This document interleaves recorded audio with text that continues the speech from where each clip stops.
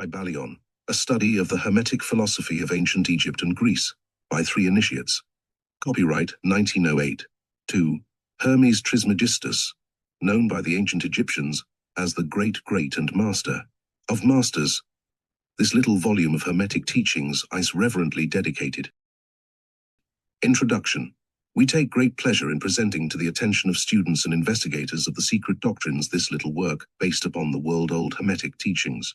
There has been so little written upon this subject, notwithstanding the countless references to the teachings in the many works upon occultism, that the many earnest searchers after the arcane truths will doubtless welcome the appearance of the present volume. The purpose of this work is not the enunciation of any special philosophy or doctrine, but rather is to give to the students a statement of the truth that will serve to reconcile the many bits of occult knowledge that they may have acquired, but which are apparently opposed to each other and which often serve to discourage and disgust the beginner in the study. Our intent is not to erect a new temple of knowledge, but rather to place in the hands of the student a master key with which he may open the many inner doors in the temple of mystery through the main portals he has already entered. There is no portion of the occult teachings possessed by the world which have been so closely guarded as the fragments of the Hermetic teachings which have come down to us over the tens of centuries which have elapsed since the lifetime of its great founder, Hermes Trismegistus, the scribe of the gods, who dwelt in old Egypt in the days when the present race of men was in its infancy.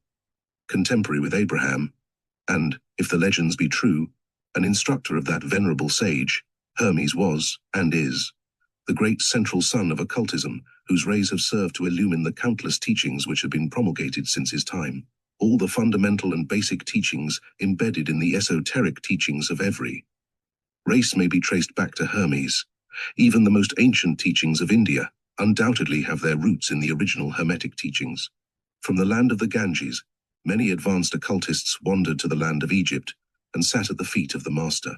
From him they obtained the master key, which explained and reconciled their divergent views, and thus the secret doctrine was firmly established.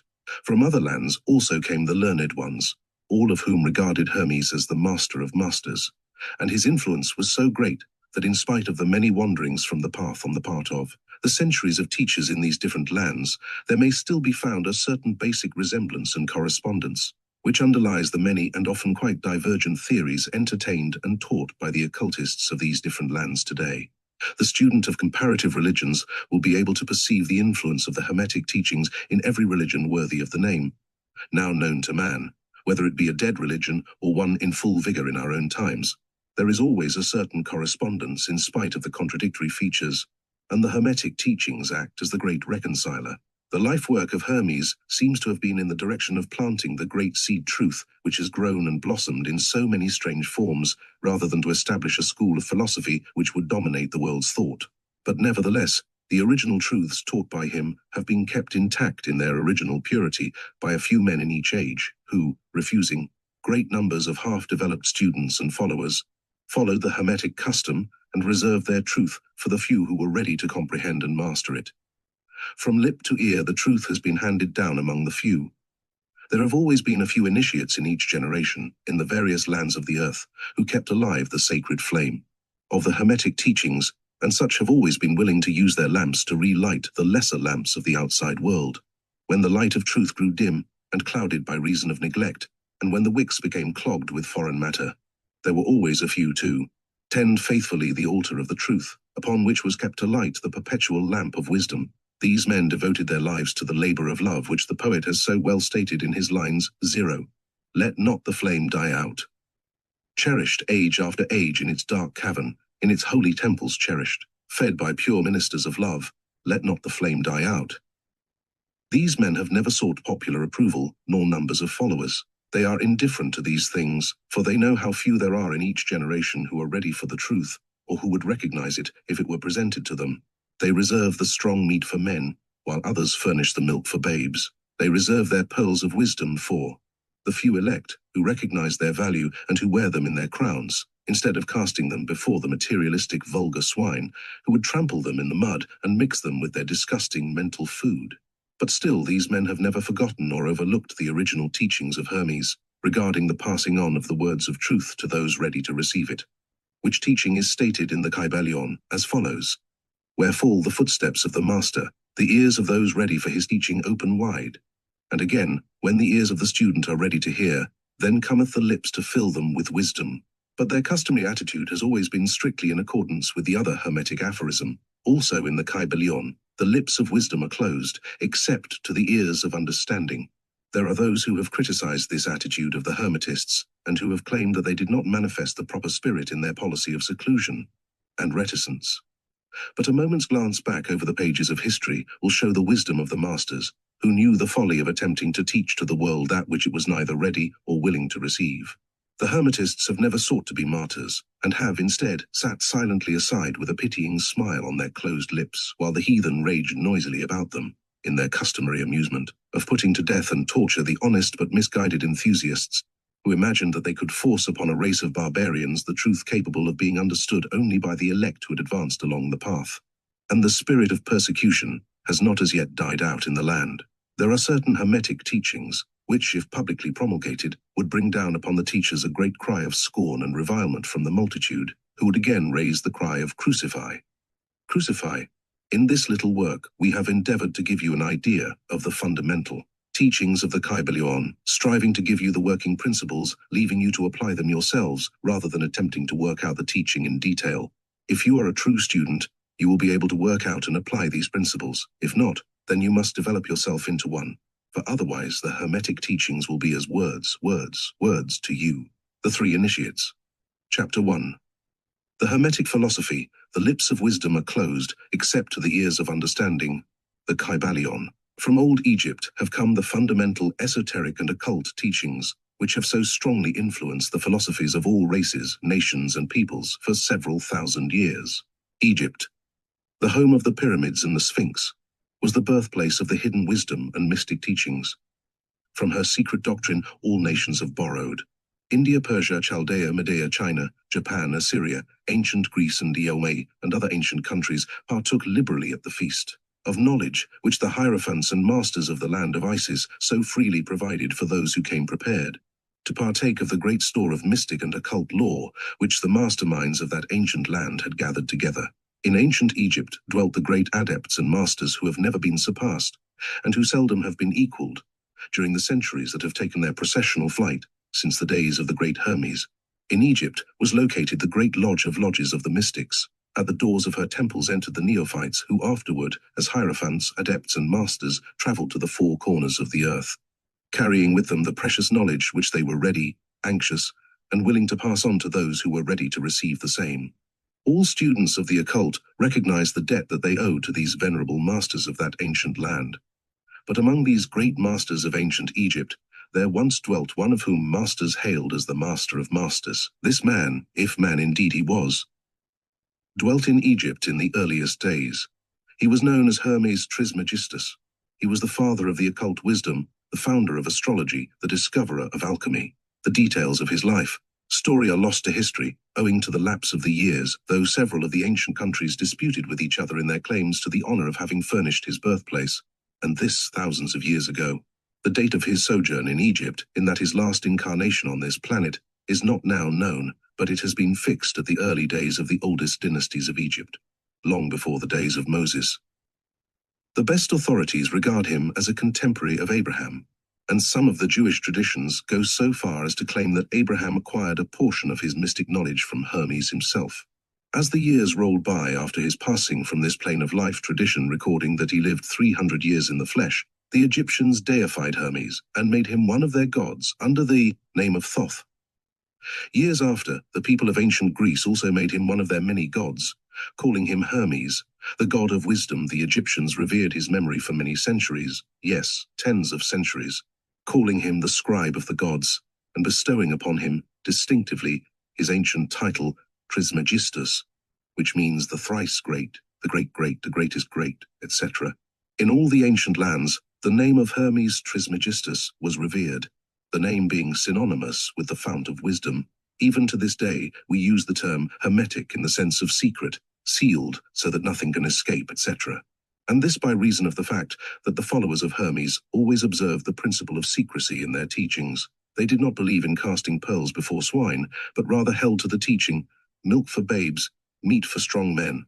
both of which maxims are familiar to readers of the Christian scriptures, but both of which had been used by the Egyptians for centuries before the Christian era. And this policy of careful dissemination of the truth has always characterized the Hermetics, even unto the present day. The Hermetic teachings are to be found in all lands, among all religions, but never identified with any particular country, nor with any particular religious sect. This because of the warning of the ancient teachers against allowing the secret doctrine to become crystallized into a creed. The wisdom of this caution is apparent to all students of history. The ancient occultism of India and Persia degenerated and was largely lost, owing to the fact that the teachers became priests and so mixed theology with the philosophy, the result being that the occultism of India and Persia has been gradually lost amidst the mass of religious superstition, cults, creeds, and gods. So it was with ancient Greece and Rome. So it was with the Hermetic teachings of the Gnostics and early Christians, which were lost at the time of Constantine, whose iron hand smothered philosophy with the blanket of theology, losing to the Christian Church that which was its very essence and spirit, and causing it to grope throughout several centuries before it found the way back to its ancient faith. The indications apparent to all careful observers in this 20th century being that the Church is now struggling to get back to its ancient mystic teachings. But there were always a few faithful souls who kept alive the flame, tending it carefully and not allowing its light to become extinguished. And thanks to these staunch hearts and fearless minds, we have the truth still with us. But it is not found in books to any great extent. It has been passed along from master to student, from initiate to hierophant, from lip to ear. When it was written down at all, its meaning was veiled in terms of alchemy and astrology, so that only those possessing the key could read it or write. This was made necessary in order to avoid the persecutions of the theologians of the Middle Ages, who fought the secret doctrine with fire and sword, stake, gibbet and cross. Even to this day there will be found but few reliable books on the Hermetic philosophy, although there are countless references to it in many books written on various phases of occultism. And yet, the Hermetic philosophy is the only master key which will open all the doors of the occult teachings. In the early days there was a compilation of certain basic Hermetic doctrines passed on from teacher to student, which was known as the Kybalion, the exact significance and meaning of the term having been lost for several centuries. This teaching, however, is known to many to whom it has descended, from mouth to ear, on and on throughout the centuries. Its precepts have never been written down or printed, so far as we know. It was merely a collection of maxims, axioms, and precepts, which were non-understandable to outsiders, but which were readily understood by students. After the axioms, maxims and precepts had been explained and exemplified by the Hermetic initiates to their neophytes. These teachings really constituted the basic principles of the art of Hermetic alchemy, which, contrary to the general belief, dealt in the mastery of mental forces, rather than material elements, the transmutation of one kind of mental vibrations into others, instead of the changing of one kind of metal into another. The legends of the philosopher's stone which would turn base metal into gold was an allegory relating to Hermetic philosophy, readily understood by all students of true Hermeticism. In this little book, of which this is the first lesson, we invite our students to examine into the Hermetic teachings, as set forth in the Kybalion, and, as explained by ourselves, humble students of the teachings, who, while bearing the title of initiates, are still students at the feet of Hermes the Master. We herein give you many of the maxims, axioms, and precepts of the Kybalion, accompanied by explanations and illustrations which we deem likely to render the teachings more easily comprehended by the modern student, particularly as the original text is purposely veiled in obscure terms. The original maxims, axioms, and precepts of the Kybalion are printed herein, in quotation marks, the proper credit being given. Our own work is printed in the regular way, in the body of the work. We trust that the many students to whom we now offer this little work will derive as much benefit from the study of its pages as have the many who have gone on before, treading the same path to mastery throughout the centuries that have passed since the times of Hermes Trismegistus, the master of masters, the great. In the words of the Kybalion, where fall the footsteps of the master, the ears of those ready for his teaching open wide. The Kybalion, when the ears of the student are ready to hear, then cometh the lips to nill them with wisdom. The Kybalion. So that according to the teachings, the passage of this book to those ready for the instruction will attract the attention of such as are prepared to receive the teaching. And likewise, when the pupil is ready to receive the truth, then will this little book come to him, or her. Such is the law. The Hermetic principle of cause and effect, in its aspect of the law of attraction, will bring lips and ear together, pupil and book in company. So mote it be. Chapter 2. The 7 Hermetic Principles. The principles of truth are 7. He who knows these understandingly possesses the magic key, before whose touch all the doors of the temple fly open. The Kybalion. The 7 Hermetic principles, upon which the entire Hermetic philosophy is based, are as follows. 1. The principle of mentalism. 2. The principle of correspondence. 3. The principle of vibration. 4. The principle of polarity. 5. The principle of rhythm. 6. The principle of cause and effect. 7. The principle of gender. These 7 principles will be discussed and explained as we proceed with these lessons. A short explanation of each, however, may as well be given at this point. 1. The principle of mentalism. The all is mind, the universe is mental. The Kybalion. This principle embodies the truth that all is mind. It explains that the all, which is the substantial reality underlying all the outward manifestations and appearances, which we know under the terms of the material universe, the phenomena of life, matter, energy, and in short, all that is apparent to our material senses, is spirit, which in itself is unknowable and undefinable, but which may be considered and thought of as an universal, infinite, living mind. It also explains that all the phenomenal world or universe is simply a mental creation of the all, subject to the laws of created things, and that the universe as a whole, and in its parts or units, has its existence in the mind of the all, in which mind we live and move and have our being. This principle, by establishing the mental nature of the universe, easily explains all of the varied mental and psychic phenomena that occupy such a large portion of the public attention, and which, without such explanation, are non-understandable and defy scientific treatment. An understanding of this great Hermetic principle of mentalism enables the individual to readily grasp the laws of the mental universe, and to apply the same to his well-being and advancement. The Hermetic student is enabled to apply intelligently the great mental laws, instead of using them in a haphazard manner. With the master key in his possession, the student may unlock the many doors of the mental and psychic temple of knowledge, and enter the same freely and intelligently. This principle explains the true nature of energy, power, and matter, and why, and how all these are subordinate to the mastery of mind. One of the old Hermetic masters wrote, long ages ago, he who grasps the truth of the mental nature of the universe is well advanced on the path to mastery. And these words are as true today as at the time they were first written. Without this master key, mastery is impossible, and the student knocks in vain at the many doors of the temple. 2. The principle of correspondence. As above, so below, as below, so above. The Kybalion. This principle embodies the truth that there is always a correspondence between the laws and phenomena of the various planes of being and life. The old Hermetic axiom ran in these words, as above, so below, as below, so above. And the grasping of this principle gives one the means of solving many a dark paradox and hidden secret of nature. There are planes beyond our knowing, but when we apply the principle of correspondence to them, we are able to understand much that would otherwise be unknowable to us. This principle is of universal application and manifestation on the various planes of the material, mental, and spiritual universe. It is an universal law. The ancient Hermetists considered this principle as one of the most important mental instruments by which man was able to pry aside the obstacles which hid from view the unknown.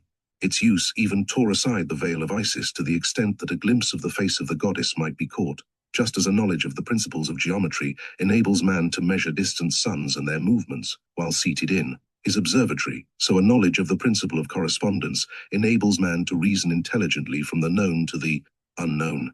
Studying the monad, he understands the archangel. 3. The principle of vibration. Nothing rests, everything moves, everything vibrates. The Kybalion. This principle embodies the truth that everything is in motion, everything vibrates, nothing is at rest. Facts which modern science endorses, and which each new scientific discovery tends to verify. And yet this Hermetic principle was enunciated thousands of years ago by the masters of ancient Egypt. This principle explains that the differences between different manifestations of matter, energy, mind, and even spirit result largely from varying rates of vibration. From the all, which is pure spirit, down to the grossest form of matter, all is in vibration. The higher the vibration, the higher the position in the scale. The vibration of spirit is at such an infinite rate of intensity and rapidity that it is practically at rest, just as a rapidly moving wheel seems to be motionless. And at the other end of the scale, there are gross forms of matter whose vibrations are so low as to seem at rest.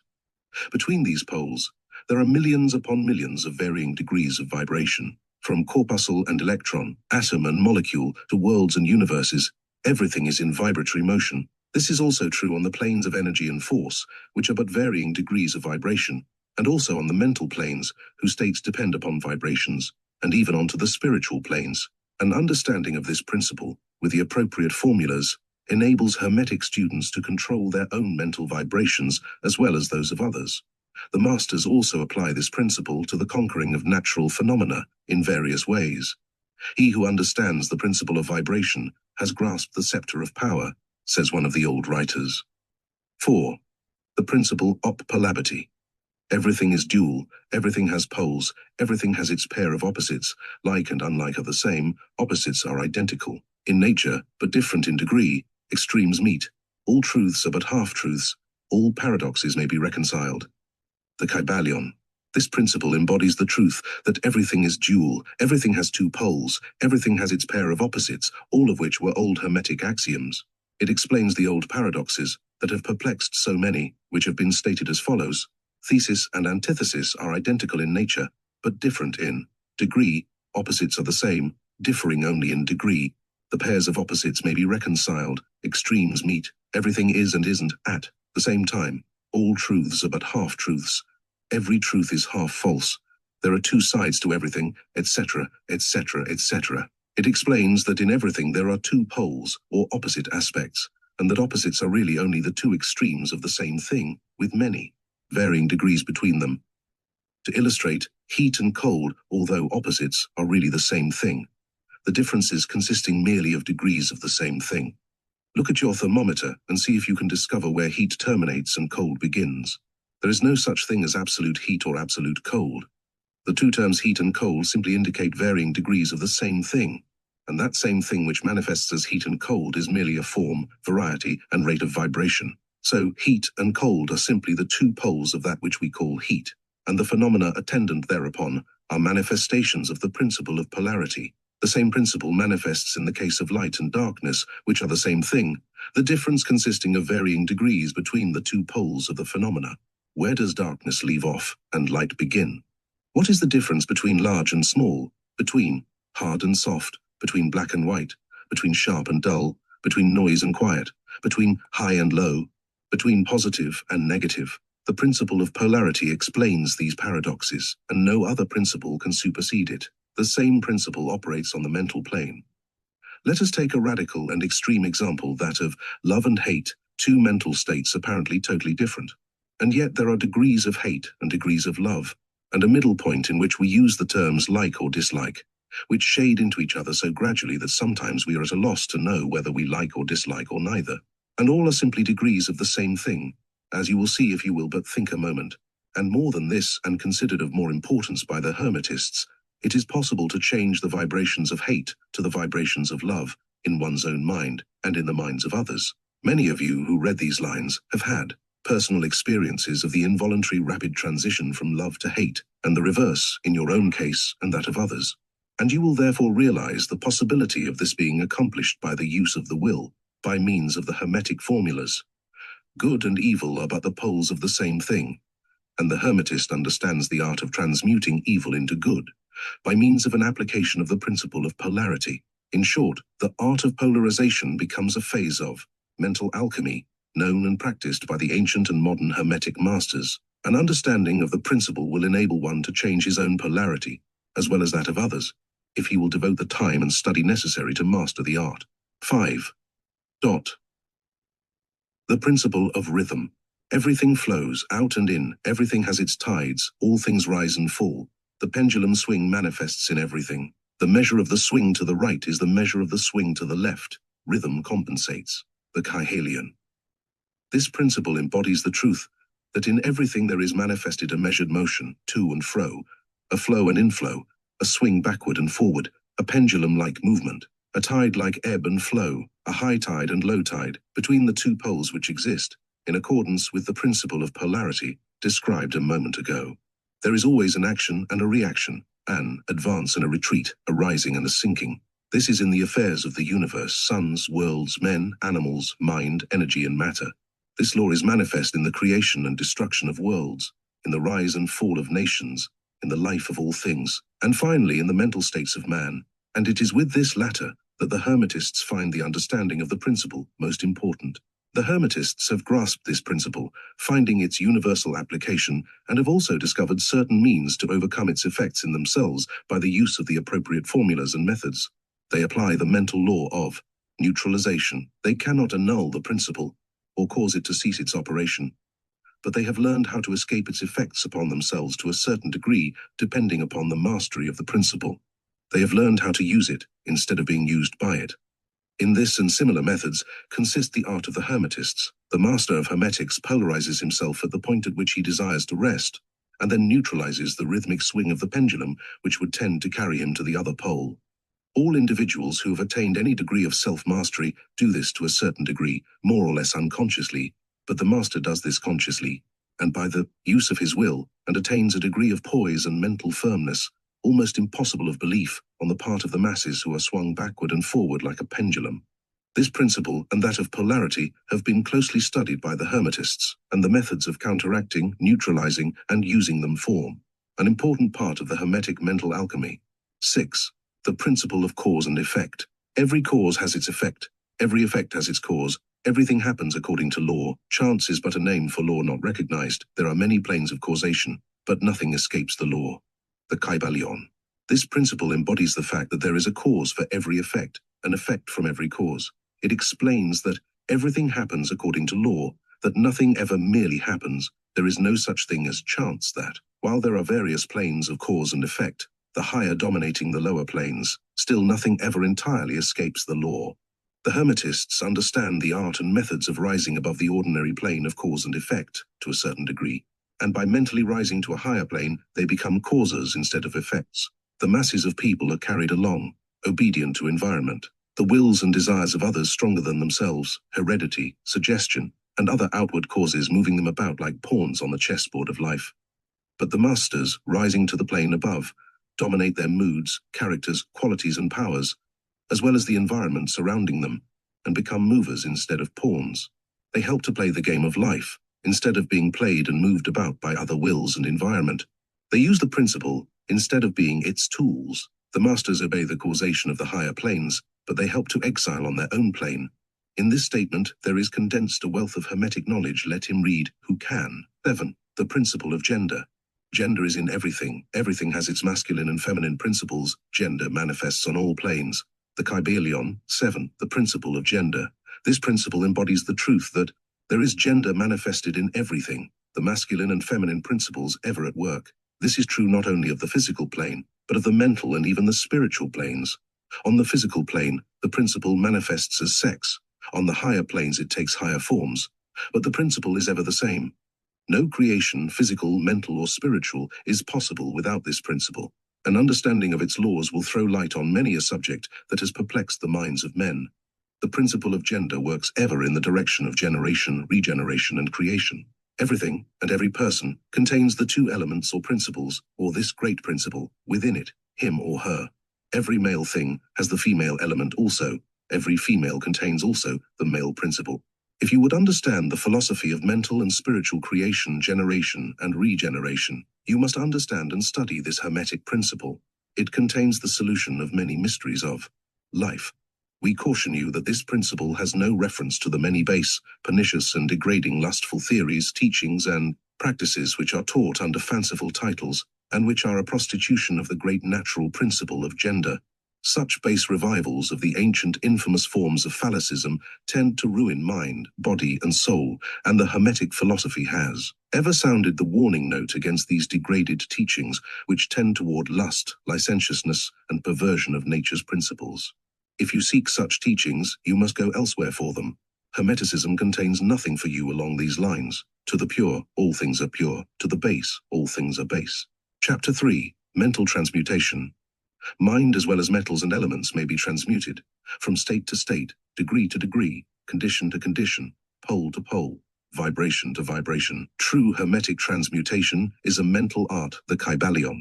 As we have stated, the Hermetists were the original alchemists, astrologers, and psychologists, Hermes having been the founder of these schools of thought.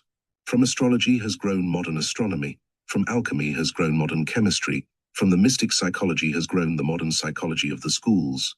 But it must not be supposed that the ancients were ignorant of that which the modern schools suppose to be their exclusive and special property. The records engraved on the stones of ancient Egypt show conclusively that the ancients had a full, comprehensive knowledge of astronomy, the very building of the pyramids showing the connection between their design and the study of astronomical science. Nor were they ignorant of chemistry, for the fragments of the ancient writings show that they were acquainted with the chemical properties of things. In fact, the ancient theories regarding physics are being slowly verified by the latest discoveries of modern science, notably those relating to the constitution of matter. Nor must it be supposed that they were ignorant of the so-called modern discoveries in psychology.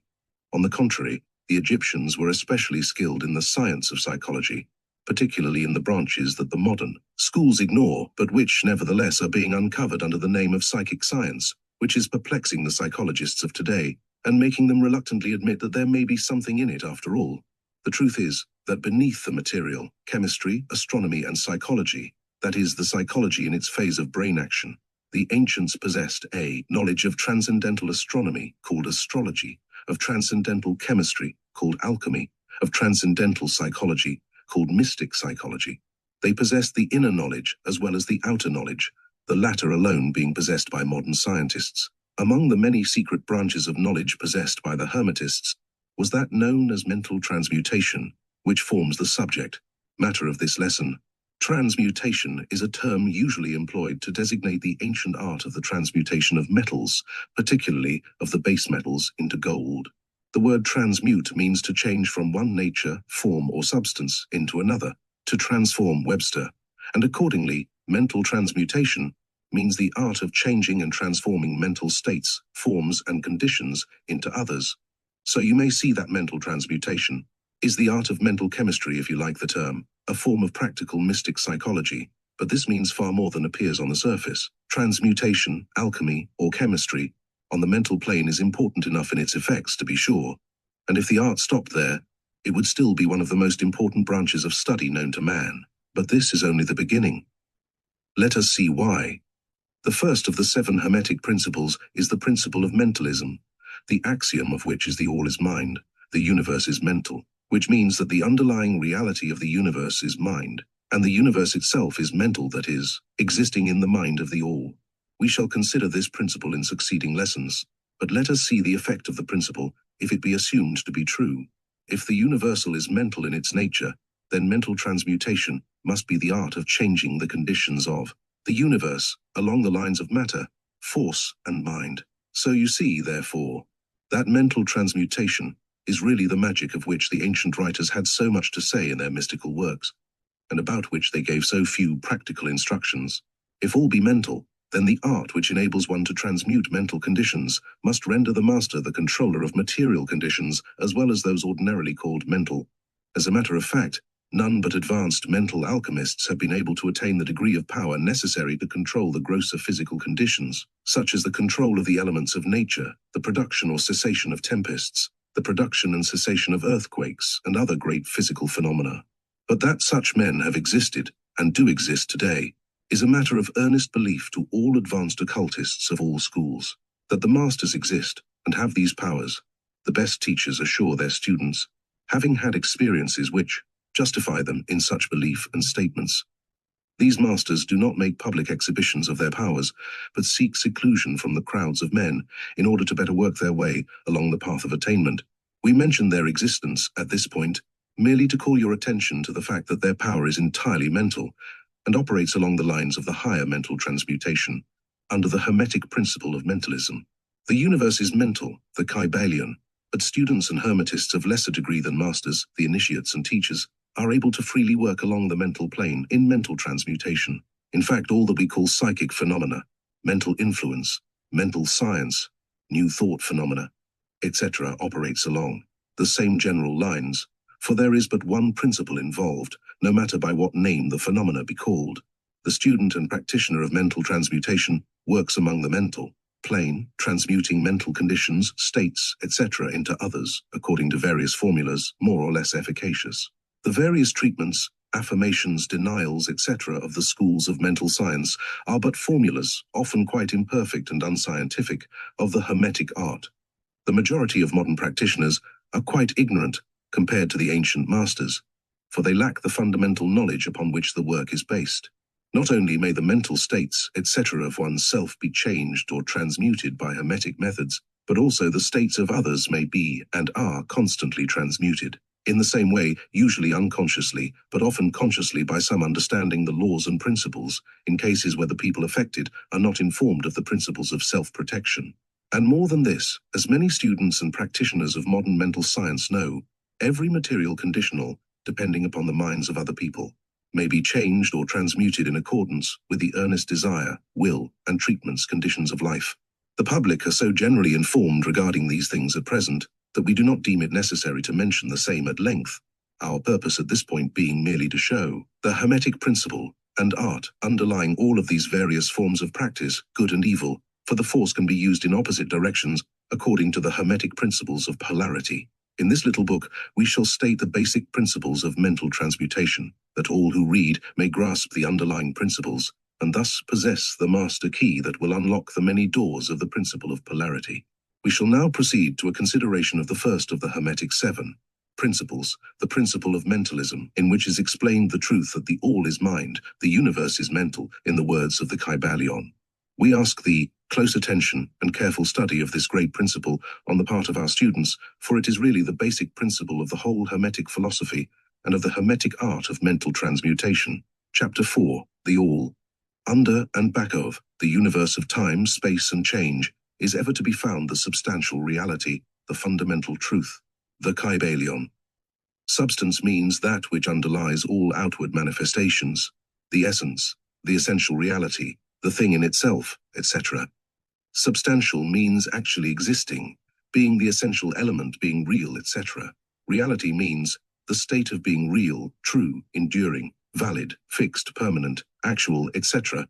Under and behind all outward appearances or manifestations, there must always be a substantial reality. This is the law.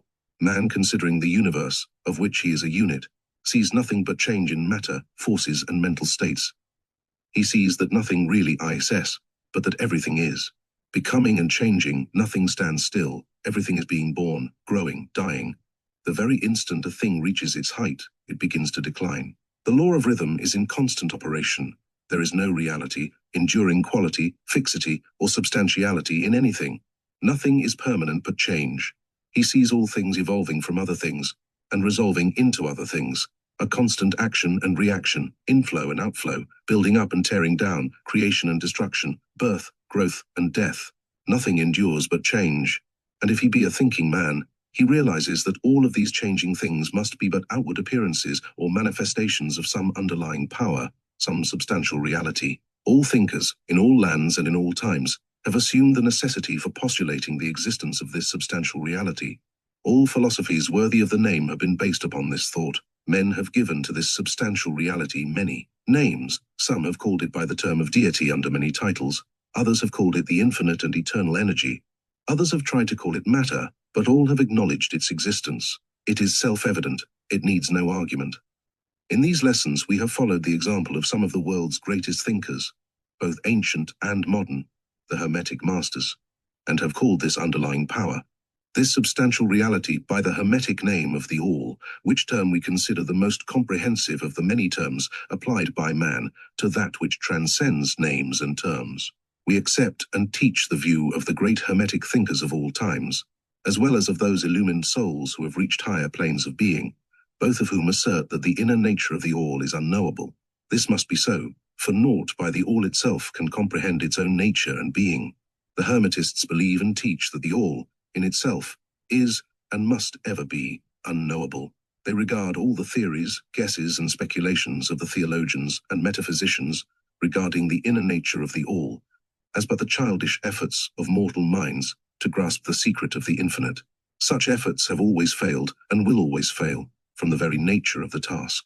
One pursuing such inquiries travels around and around in the labyrinth of thought until he is lost to all sane reasoning, action, or conduct, and is utterly unfitted for the work of life. He is like the squirrel which frantically runs around and around the circling treadmill wheel of his cage, traveling ever and yet reaching nowhere. At the end, a prisoner still, and standing just where he started.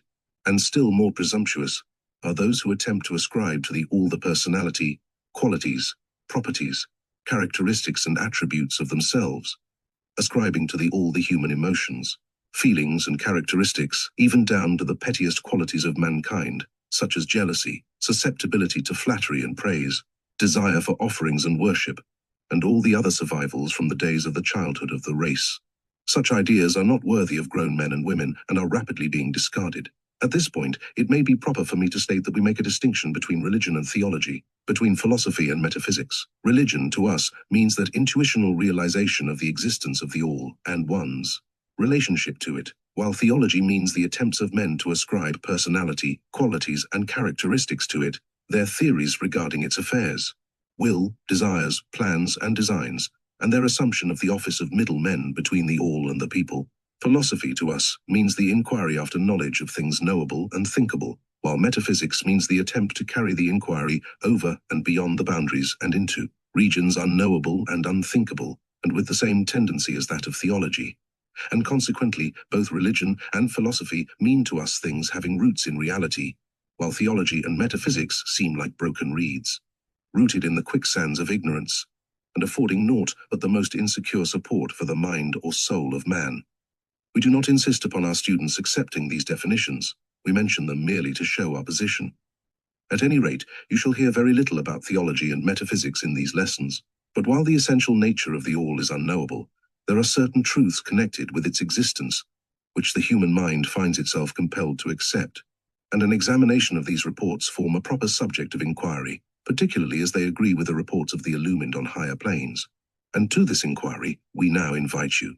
That which is the fundamental truth, the substantial reality, is beyond true naming, but the wise men call it the all, the Kaihan. In its essence, the all is unknowable. Tiji Kybalion.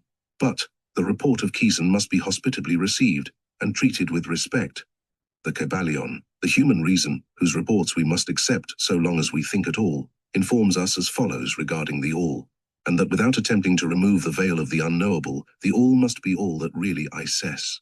There can be nothing existing outside of the all, else the all would not be the all. The all must be infinite, for there is nothing else to define, confine, bound, limit, or restrict the all. It must be infinite in time or eternal. It must have always continuously existed, for there is nothing else to have ever created it, and something can never evolve from nothing. And if it had ever not been, even for a moment it would not be now. It must continuously exist forever, for there is nothing to destroy it, and it can never not be, even for a moment, because something can never become nothing. It must be infinite in space. It must be everywhere, for there is no place outside of the all. It cannot be otherwise than continuous in space without break, cessation, separation, or interruption, for there is nothing to break, separate, or interrupt its continuity, and nothing with which to fill in the gaps. It must be infinite in power, or absolute, for there is nothing to limit, restrict, restrain, confine, disturb, or condition it. It is subject to no other power, for there is no other power. The all must be immutable, or not subject to change in its real nature, for there is nothing to work changes upon it, nothing into which it could change, nor from which it could have changed. It cannot be added to nor subtracted from, increased nor diminished, nor become greater or lesser in any respect whatsoever. It must have always been, and must always remain, just what it is now. The all, there has never been, is not now, and never will be, anything else into which it can change. The all being infinite, absolute, eternal, and unchangeable. It must follow that anything finite, changeable, fleeting, and conditioned cannot be the all. And as there is nothing outside of the all in reality, then any and all such finite things must be as nothing in reality. Now do not become befogged, nor frightened. We are not trying to lead you into the Christian science field under cover of Hermetic philosophy. There is a reconciliation of this apparently contradictory state of affairs. Be patient, we will reach it in time. We see around us that which is called matter, which forms the physical foundation for all forms. Is the all merely matter? Not at all. Matter cannot manifest life or mind, and as life and mind are manifested in the universe, the all cannot be matter, for nothing rises higher than its own source. Nothing is ever manifested in an effect that is not in the cause. Nothing is evolved as a consequent that is not involved as an antecedent. And then modern science informs us that there is really no such thing as matter, that what we call matter is merely interrupted energy or force, that is, energy or force, at a low rate of vibration. As a recent writer has said, matter has melted into mystery. Even material science has abandoned the theory of matter and now rests on the basis of energy. Then, is the all mere energy or force? Not energy or force as the materialists use the terms, for their energy and force are blind, mechanical things devoid of life or mind. Life and mind can never evolve from blind energy or force, for the reason given a moment ago. Nothing can rise higher than its source. Nothing is evolved unless it is involved. Nothing manifests in the effect unless it is in the cause. And so the all cannot be mere energy or force, for, if it were, then there would be no such things as life and mind in existence, and we know better than that. For we are alive and using mind to consider this very question, and so are those who claim that energy or force is everything. What is there then higher than matter or energy that we know to be existent in the universe? Life and mind. Life and mind, in all their varying degrees of unfoldment. Then, you ask, do you mean to tell us that the all is life and mind? Yes, and no, is our answer. If you mean life and mind as we poor petty mortals know them, we say no, the all is not that. But what kind of life and mind do you mean? You ask. The answer is living mind, as far above that which mortals know by those words, as life and mind are higher than mechanical forces or matter, infinite living mind as compared to finite life and mind. We mean that which the illumined souls mean when they reverently pronounce the word spirit. The all is infinite living mind, the illumined call it spirit. Chapter 5. The mental universe. The universe is mental, held in the mind of the all, the Kybalion. The all is spirit. But what is spirit? This question cannot be answered, for the reason that its definition is practically that of the all, which cannot be explained or defined. Spirit is simply a name that men give to the highest conception of infinite living mind. It means the real essence. It means living mind, as much superior to life and mind as we know them, as the latter are superior to mechanical energy and matter. Spirit transcends our understanding, and we use the term merely that we may think or speak of the all. For the purposes of thought and understanding, we are justified in thinking of spirit as infinite living mind, at the same time acknowledging that we cannot fully understand it. We must either do this or stop thinking of the matter at all. Let us now proceed to a consideration of the nature of the universe as a whole and in its parts. What is the universe? We have seen that there can be nothing outside of the all. Then is the universe the all? No, this cannot be, because the universe seems to be made up of many and is constantly changing, and in other ways it does not measure up to the ideas that we are compelled to accept regarding the all, as stated in our last lesson. Then, if the universe be not the all, then it must be nothing. Such is the inevitable conclusion of the mind at first thought. But this will not satisfy the question, for we are sensible of the existence of the universe. Then, if the universe is neither the all nor nothing, what can it be? Let us examine this question. If the universe exists at all or seems to exist, it must proceed in some way from the all. It must be a creation of the all, but as something can never come from nothing, from what could the all have created it? Some philosophers have answered this question by saying that the all created the universe from itself. That is, from the being and substance of the all. But this will not do, for the all cannot be subtracted from, nor divided as we have seen. And then again, if this be so, would not each particle in the universe be aware of its being the all? The all could not lose its knowledge of itself, nor actually become an atom or blind force or lowly living thing. Some men, indeed, realizing that the all is indeed all, and also recognizing that they, the men, existed, have jumped to the conclusion that they and the all were identical, and they have filled the air with shouts of "I am God," to the amusement of the multitude and the sorrow of sages. The claim of the corpuscle that "I am man" would be modest in comparison. But what indeed is the universe, if it be not the all, not yet created by the all having separated itself into fragments? What else can it be? Of what else can it be made? This is the great question. Let us examine it carefully. We find here that the principle of correspondence, see lesson I, comes to our aid here. The old Hermetic axiom, as above so below, may be pressed into service at this point. Let us endeavor to get a glimpse of the workings on higher planes by examining those on our own. The principle of correspondence must apply to this as well as to other problems. Let us see, on his own plane of being, how does man create? Well, first, he may create by making something out of outside materials. But this will not do, for there are no materials outside of the all with which it may create. Well then, secondly, man procreates or reproduces his kind by the process of begetting, which is self-multiplication accomplished by transferring a portion of his substance to his offspring. But this will not do because The all cannot transfer or subtract a portion of itself, nor can it reproduce or multiply itself. In the first place there would be a taking away, and in the second case, a multiplication or addition to the all, both thoughts being an absurdity. Is there no third way in which man creates? Yes, there is. He creates mentally, and in so doing, he uses no outside materials, nor does he reproduce himself, and yet his spirit pervades the mental creation. Following the principle of correspondence, we are justified in considering that the all creates the universe mentally, in a manner akin to the process whereby man creates mental images. And here is where the report of reason tallies precisely with the report of the illumined, as shown by their teachings and writings. Such are the teachings of the wise men. Such was the teaching of Hermes. The all can create in no other way except mentally, without either using mate real, and there is none to use, or else reproducing itself, which is also impossible.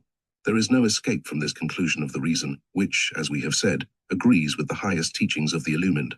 Just as you, student, may create a universe of your own in your mentality, so does the all create universes in its own mentality. But your universe is the mental creation of a finite mind, whereas that of the all is the creation of an infinite. The two are similar in kind, but infinitely different in degree. We shall examine more closely into the process of creation and manifestation as we proceed. But this is the point to fix in your minds at this stage. The universe and all it contains is as a mental creation of the all. Verily, indeed, all is mind. The all creates in its infinite mind countless universes, which exist for eons of time, and yet to the all, the creation, development, decline, and death of a million universes is as the time of the twinkling of an eye. The Kybalion, the infinite mind of the all, is the womb of universes. The Kybalion, the principle of gender, see lesson I, and other lessons to follow, is manifested on all planes of life, material, mental, and spiritual. But, as we have said before, gender does not mean sex. Sex is merely a material manifestation of gender. Gender means relating to generation or creation. And wherever anything is generated or created, on any plane, the principle of gender must be manifested. And this is true even in the creation of universes. Now do not jump to the conclusion that we are teaching that there is a male and female God, or creator. That idea is merely a distortion of the ancient teachings on the subject. The true teaching is that the all in itself is above gender, as it is above every other law, including those of time and space. It is the law from which the laws proceed, and it is not subject to them. But when the all manifests on the plane of generation or creation, then it acts according to law and principle, for it is moving on a lower plane of being. And consequently, it manifests the principle of gender, in its masculine and feminine aspects, on the mental plane, of course. This idea may seem startling to some of you who hear it for the first time, but you have all really passively accepted it in your everyday conceptions. You speak of the fatherhood of God, and the motherhood of nature, of God, the divine father, and nature, the universal mother, and have thus instinctively acknowledged the principle of gender in the universe. Is this not so? But the Hermetic teaching does not imply a real duality. The all is one. The two aspects are merely aspects of manifestation. The teaching is that the masculine principle manifested by the all stands, in a way, apart from the actual mental creation of the universe. It projects its will toward the feminine principle, which may be called nature, whereupon the latter begins the actual work of the evolution of the universe from simple centers of activity onto man, and then on still higher, all according to well-established and firmly enforced laws of nature. If you prefer the old figures of thought, you may think of the masculine principle as God, the Father, and of the feminine principle as nature, the universal mother, from whose womb all things have been born. This is more than a mere poetic figure of speech. It is an idea of the actual process of the creation of the universe. But always remember that the all is but one, and that in its infinite mind the universe is generated, created, and exists. It may help you to get the proper idea if you will apply the law of correspondence to yourself and your own mind. You know that the part of you which you call I, in a sense, stands apart and witnesses the creation of mental images in your own mind. The part of your mind in which the mental generation is accomplished may be called the me, in distinction from the I, which stands apart and witnesses and examines the thoughts, ideas, and images of the me. As above, so below, remember, and the phenomena of one plane may be employed to solve the riddles of higher or lower planes. Is it any wonder that you, the child, feel that instinctive reverence for the all, which feeling we call religion, that respect and reverence for the father mind?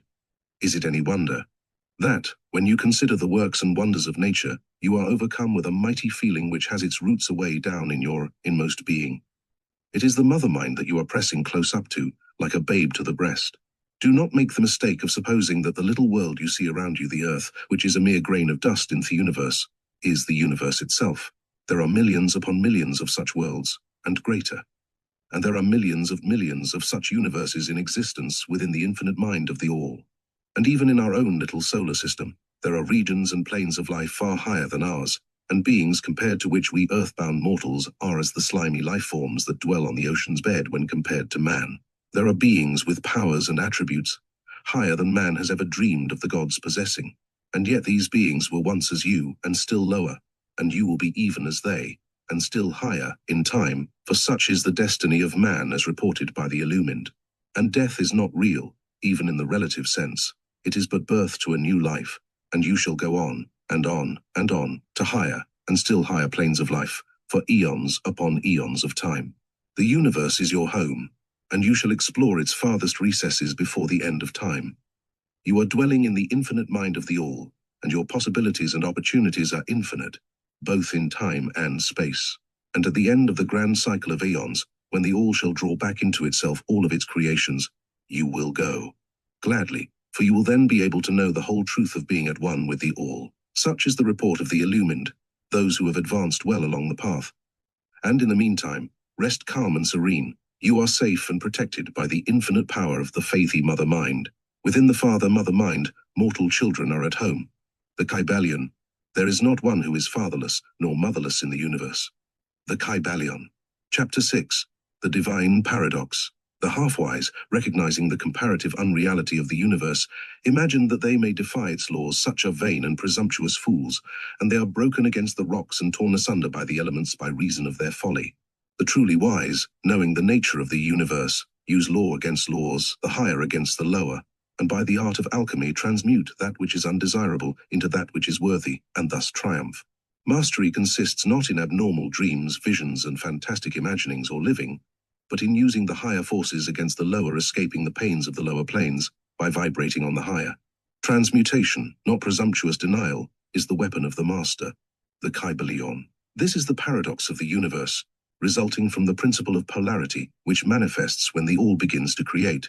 Hearken to it, for it points the difference between half-wisdom and wisdom. While to the infinite All, the universe, its laws, its powers, its life, its phenomena, are as things witnessed in the state of meditation or dream, yet to all that is finite, the universe must be treated as real, and life, and action, and thought must be based thereupon, accordingly, although with an ever-understanding of the higher truth. Each according to its own plane and laws. Were the All to imagine that the universe were indeed reality, then woe to the universe, for there would be then no escape from lower to higher. Divine would the universe become a fixity, and progress would become impossible. And if man, owing to half-wisdom, acts and lives, and thinks of the universe as merely a dream akin to his own finite dreams, then indeed does it so become for him. And, like a sleepwalker, he stumbles ever around and around in a circle, making no progress, and being forced into an awakening at last by his falling bruised and bleeding over the natural laws which he ignored. Keep your mind ever on the star, but let your eyes watch over your footsteps, lest you fall into the mire by reason of your upward gaze. Remember the divine paradox, that while the universe is not, still it is. Remember ever the two poles of truth, the absolute and the relative. Beware of half-truths. What Hermetists know as the law of paradox is an aspect of the principle of polarity. The Hermetic writings are filled with references to the appearance of the paradox in the consideration of the problems of life and being. The teachers are constantly warning their students against the error of omitting the other side of any question, and their warnings are particularly directed to the problems of the absolute and the relative, which perplex all students of philosophy, and which cause so many to think and act contrary to what is generally known as common sense. And we caution all students to be sure to grasp the divine paradox of the absolute and relative, lest they become entangled in the mire of the half-truth. With this in view, this particular lesson has been written. Read it carefully. The first thought that comes to the thinking man after he realizes the truth that the universe is a mental creation of the All, is that the universe and all that it contains is a mere illusion, an unreality, against which idea his instincts revolt. But this, like all other great truths, must be considered both from the absolute and the relative points of view. From the absolute viewpoint, of course, the universe is in the nature of an illusion, a dream, a phantasmagoria, as compared to the all in itself. We recognize this even in our ordinary view, for we speak of the world as a fleeting show that comes and goes, is born and dies. For the element of impermanence and change, finiteness, and unsubstantiality must ever be connected with the idea of a created universe when it is contrasted with the idea of the all, no matter what may be our beliefs concerning the nature of both. Philosopher, metaphysician, scientist, and theologian all agree upon this idea, and the thought is found in all forms of philosophical thought and religious conceptions, as well as in the theories of the respective schools of metaphysics and theology.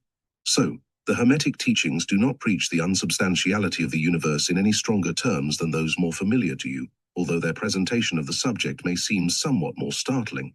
Anything that has a beginning and an ending must be, in a sense, unreal and untrue, and the universe comes under the rule in all schools of thought. From the absolute point of view, there is nothing real except the all, no matter what terms we may use in thinking of or discussing the subject. Whether the universe be created of matter, or whether it be a mental creation in the mind of the all, it is unsubstantial, non-enduring, a thing of time, space, and change. We want you to realize this fact thoroughly before you pass judgment on the Hermetic conception of the mental nature of the universe. Think over any and all of the other conceptions and see whether this be not true of them. But the absolute point of view shows merely one side of the picture. The other side is the relative one. Absolute truth has been defined as things as the mind of God knows them, while relative truth is things as the highest reason of man understands them. And so while to the all the universe must be unreal and illusionary, a mere dream or result of meditation, nevertheless, to the finite minds forming a part of that universe and viewing it through mortal faculties, the universe is very real indeed, and must be so considered. In recognizing the absolute view, we must not make the mistake of ignoring or denying the facts and phenomena of the universe as they present themselves to our mortal faculties. We are not the all, remember. To take familiar illustrations, we all recognize the fact that matter exists to our senses. We will fare badly if we do not, and yet even our finite minds understand.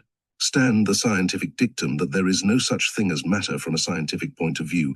That which we call matter is held to be merely an aggregation of atoms, which atoms themselves are merely a grouping of units of force, called electrons or ions, vibrating and in constant circular motion. We kick a stone and we feel the impact. It seems to be real, notwithstanding that we know it to be merely what we have stated above. But remember that our foot, which feels the impact by means of our brains, is likewise matter, so constituted of electrons, and for that matter, so are our brains. And, at the best, if it were not by reason of our mind, we would not know the foot or stone at all. Then again, the ideal of the artist or sculptor, which he is endeavoring to reproduce in stone or on canvas, seems very real to him. So do the characters in the mind of the author, or dramatist, which he seeks to express so that others may recognize them. And if this be true in the case of our finite minds, what must be the degree of reality in the mental images created in the mind of the infinite? Oh, friends, to mortals this universe of mentality is very real indeed. It is the only one we can ever know, though we rise from plane to plane, higher and higher in it. To know it otherwise, by actual experience, we must be the all itself. It is true that the higher we rise in the scale, the nearer to the mind of the Father we reach, the more apparent becomes the illusory nature of finite things, but not until the all finally withdraws us into itself does the vision actually vanish. So we need not dwell upon the feature of illusion. Rather let us, recognizing the real nature of the universe, seek to understand its mental laws, and endeavor to use them to the best effect in our upward progress through life, as we travel from plane to plane of being. The laws of the universe are none the less iron laws because of the mental nature. All, except the all, are bound by them. What is in the infinite mind of the all is real in a degree second only to that reality itself, which is vested in the nature of the all. So, do not feel insecure or afraid. We are all held firmly in the infinite mind of the all, and there is naught to hurt us or for us to fear. There is no power outside of the all to affect us, so we may rest calm and secure. There is a world of comfort and security in this realization when once attained. Then calm and peaceful do we sleep, rocked in the cradle of the deep, resting safely on the bosom of the ocean of infinite mind, which is the all. In the all, indeed, do we live and move and have our being. Matter is none the less matter to us. While we dwell on the plane of matter, although we know it to be merely an aggregation of electrons, or particles of force, vibrating rapidly and gyrating around each other in the formations of atoms, the atoms in turn, vibrating and gyrating, forming molecules which latter, in turn, form larger masses of matter.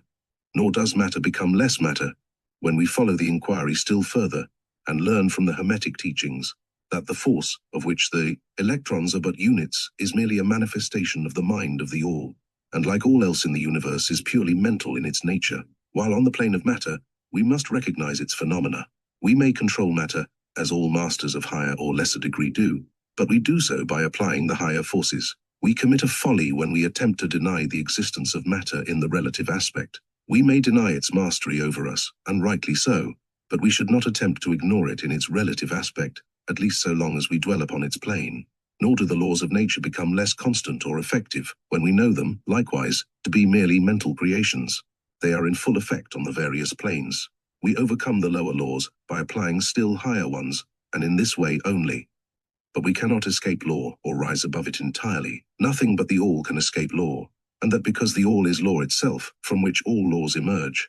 The most advanced masters may acquire the powers usually attributed to the gods of men, and there are countless ranks of being in the great hierarchy of life, whose being and power transcends even that of the highest masters among men to a degree unthinkable by mortals. But even the highest master and the highest being must bow to the law and be as nothing in the eye of the all.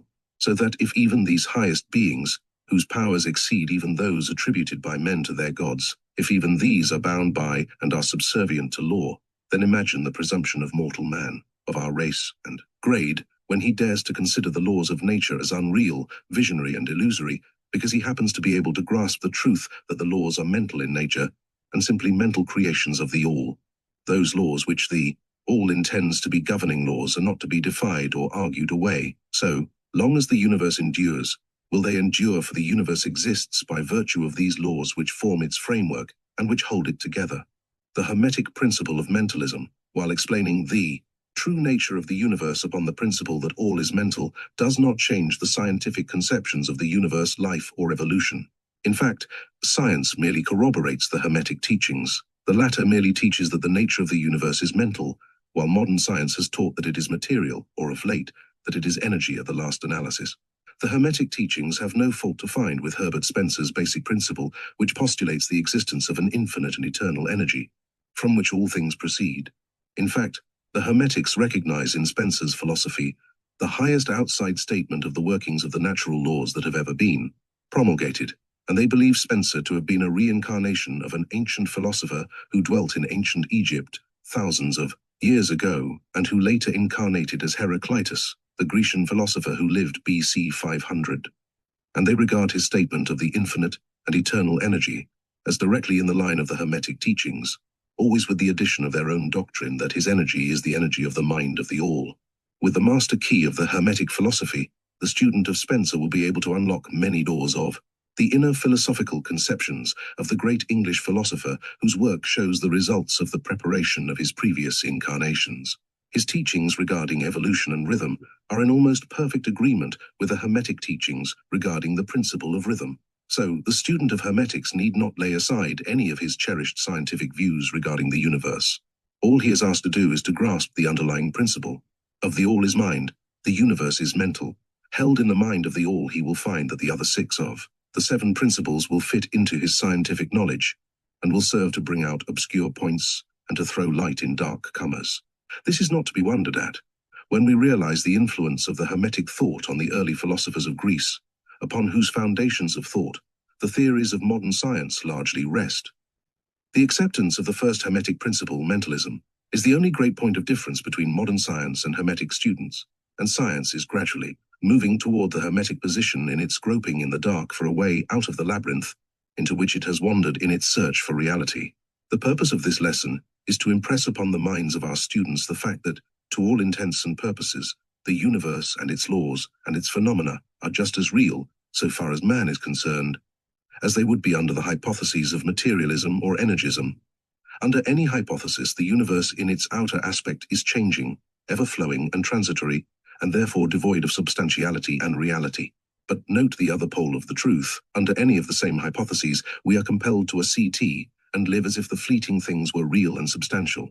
With this difference always between the various hypotheses, that under the old views mental power was ignored as a natural force, while under mentalism it becomes the greatest natural force. And this one difference revolutionizes life to those who understand the principle and its resulting laws and practice.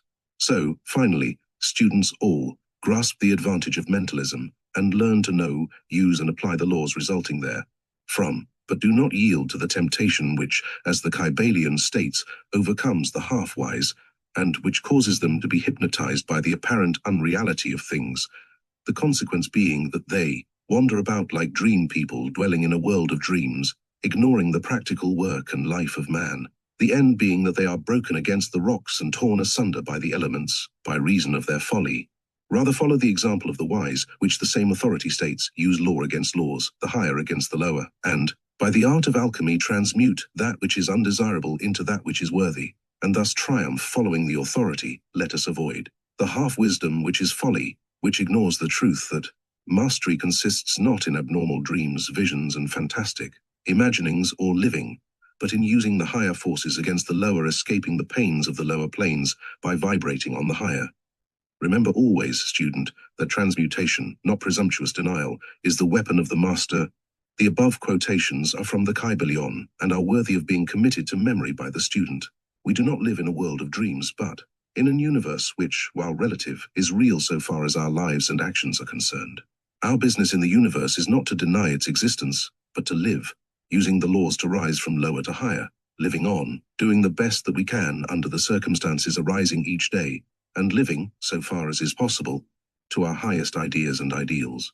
The true meaning of life is not known to men on this plane, if indeed to any, but the highest authorities and our own intuitions teach us that we will make no mistake in living up to the best that is in us, so far as is possible, and realizing the universal tendency in the same direction, in spite of apparent evidences to the contrary. We are all on the path, and the road leads upward ever, with frequent resting places. Read the message of the Kybalion and follow the example of the wise, avoiding the mistake of the half-wise, who perish by reason of their folly. Chapter 7. The All in All. While all is in the all, it is equally true that the all is in all. To him who truly understands this truth hath come great knowledge. The Kybalion. How often have the majority of people heard repeated the statement that their deity, called by many names, was all in all, and how little have they suspected the inner occult truth concealed by these carelessly uttered words. The commonly used expression is a survival of the ancient Hermetic maxim quoted above. As the Kybalion says, to him who truly understands this truth hath come great knowledge, and, this being so, let us seek this truth, the understanding of which means so much. In this statement of truth, this Hermetic maxim is concealed one of the greatest philosophical, scientific, and religious truths. We have given you the Hermetic teaching regarding the mental nature of the universe, the truth that the universe is mental held in the mind of the all. As the Kybalion says, in the passage quoted above, all is in the all. But note also the correlated statement that it is equally true that the all is in all. This apparently contradictory statement is reconcilable under the law of paradox. It is, moreover, an exact Hermetic statement of the relations existing between the all and its mental universe. We have seen how all is in the all. Now let us examine the other aspect of the subject. The Hermetic teachings are to the effect that the all is immanent in, remaining within, inherent, abiding within, its universe, and in every part, particle, unit, or combination within the universe. This statement is usually illustrated by the teachers by a reference to the principle of correspondence. The teacher instructs the student to form a mental image of something, a person, an idea, something having a mental form, the favorite example being that of the author or dramatist forming an idea of his characters, or a painter or sculptor forming an image of an ideal that he wishes to express by his art. In each case, the student will find that, while the image has its existence and being solely within his own mind, yet he, the student, author, dramatist, painter, or sculptor, is, in a sense, immanent in, remaining within, or abiding within, the mental image also. In other words, the entire virtue, life, spirit of reality in the mental image is derived from the immanent mind of the thinker. Consider this for a moment, until the idea is grasped. To take a modern example, let us say that Othello, Largo, Hamlet, Lear, Richard III R&D existed merely in the mind of Shakespeare at the time of their conception or creation, and yet Shakespeare also existed within each of these characters, giving them their vitality, spirit, and action. Whose is the spirit of the characters that we know as Micawber, Oliver Twist, Uriah Heep? Is it Dickens? or have each of these characters a personal spirit, independent of their creator? Have the Venus of Medici, the Sistine Madonna, the Apollo Belvedere, spirits and reality of their own, or do they represent the spiritual and mental power of their creators? The law of paradox explains that both propositions are true, viewed from the proper viewpoints.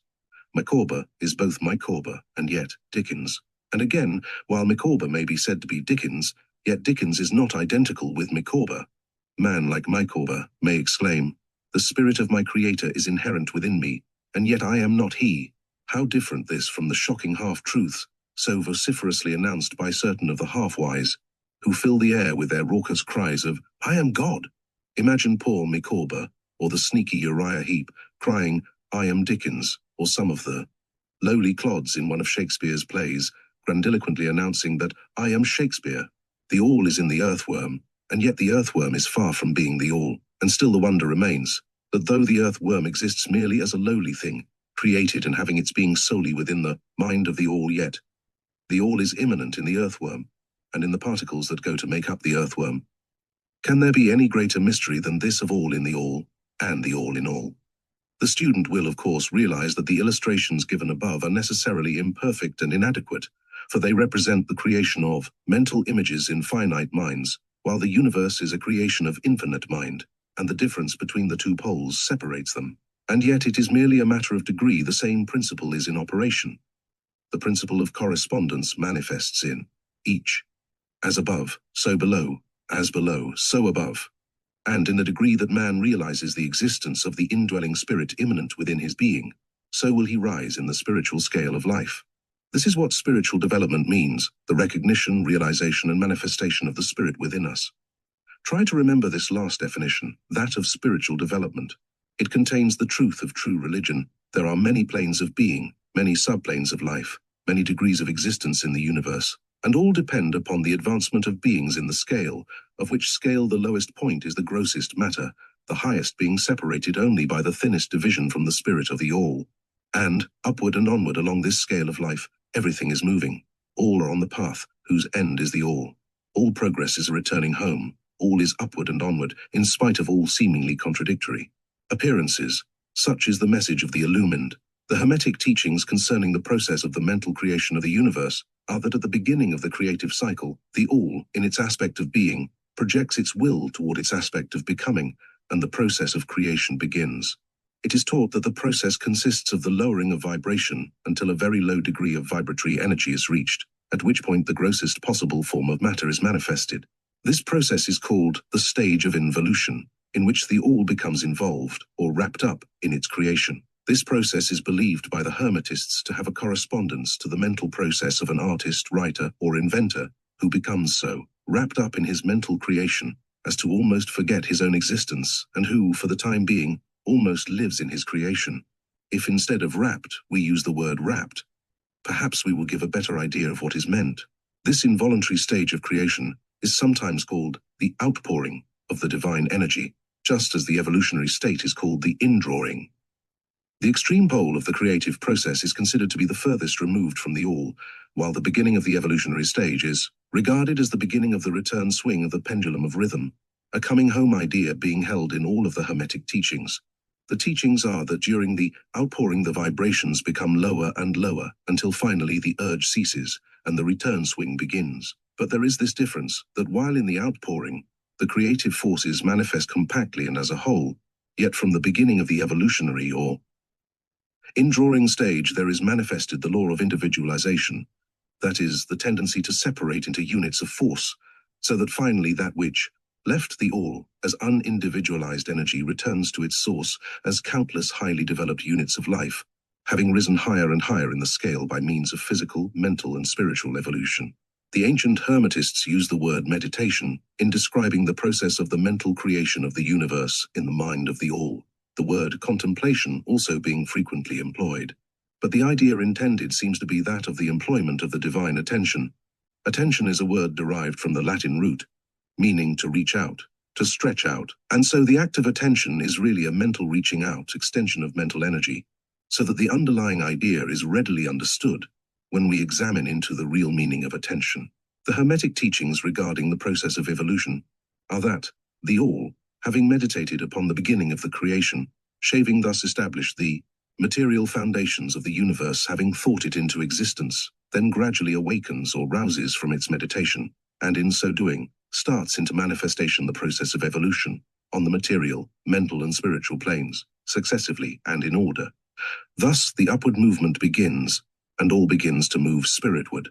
Matter becomes less gross, the units spring into being, the combinations begin to form. Life appears and manifests in higher and higher forms, and mind becomes more and more in evidence, the vibrations constantly becoming higher.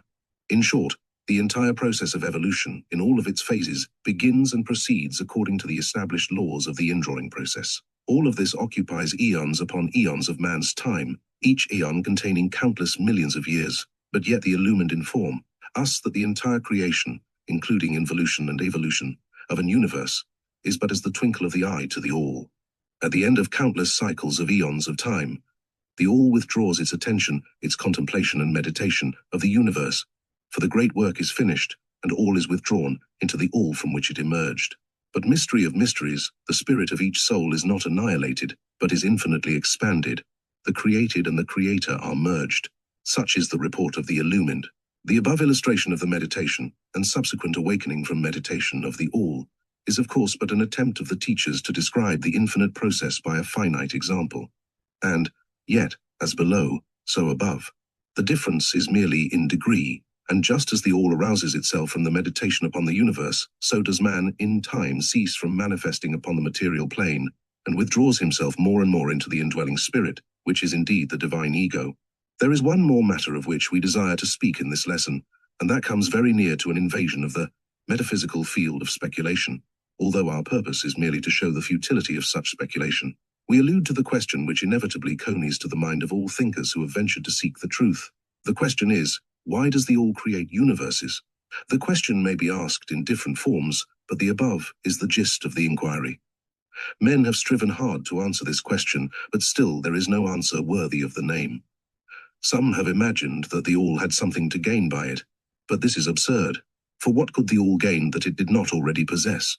Others have sought the answer in the idea that the all wished something to love, and others that it created for pleasure or amusement, or because it was lonely, or to manifest its power, all puerile explanations and ideas belonging to the childish period of thought.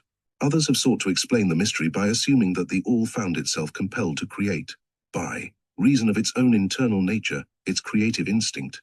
This idea is in advance of the others, but its weak point lies in the idea of the all being compelled by anything, internal or external.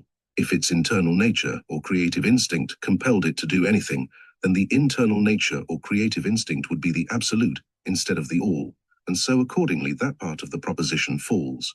And yet, the all does create and manifest, and seems to find some kind of satisfaction in so doing, and it is difficult to escape the conclusion that in some infinite degree it must have what would correspond to an inner nature or creative instinct in man, with correspondingly infinite desire and will. It could not act unless it willed to act, and it would not will to act unless it desired to act, and it would not desire to act unless it obtained some satisfaction thereby. And all of these things would belong to an inner nature, and might be postulated as existing according to the law of correspondence.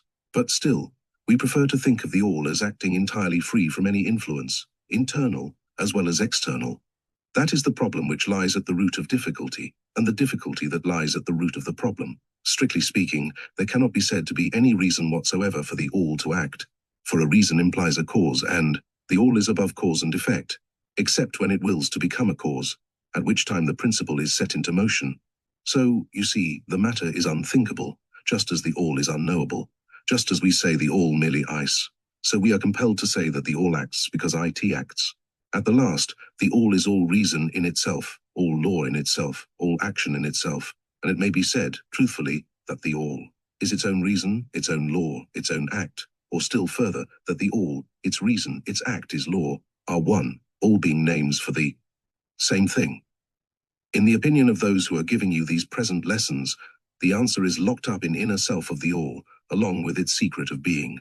The law of correspondence, in our opinion, reaches only to that aspect of the all, which may be spoken of as the aspect of becoming.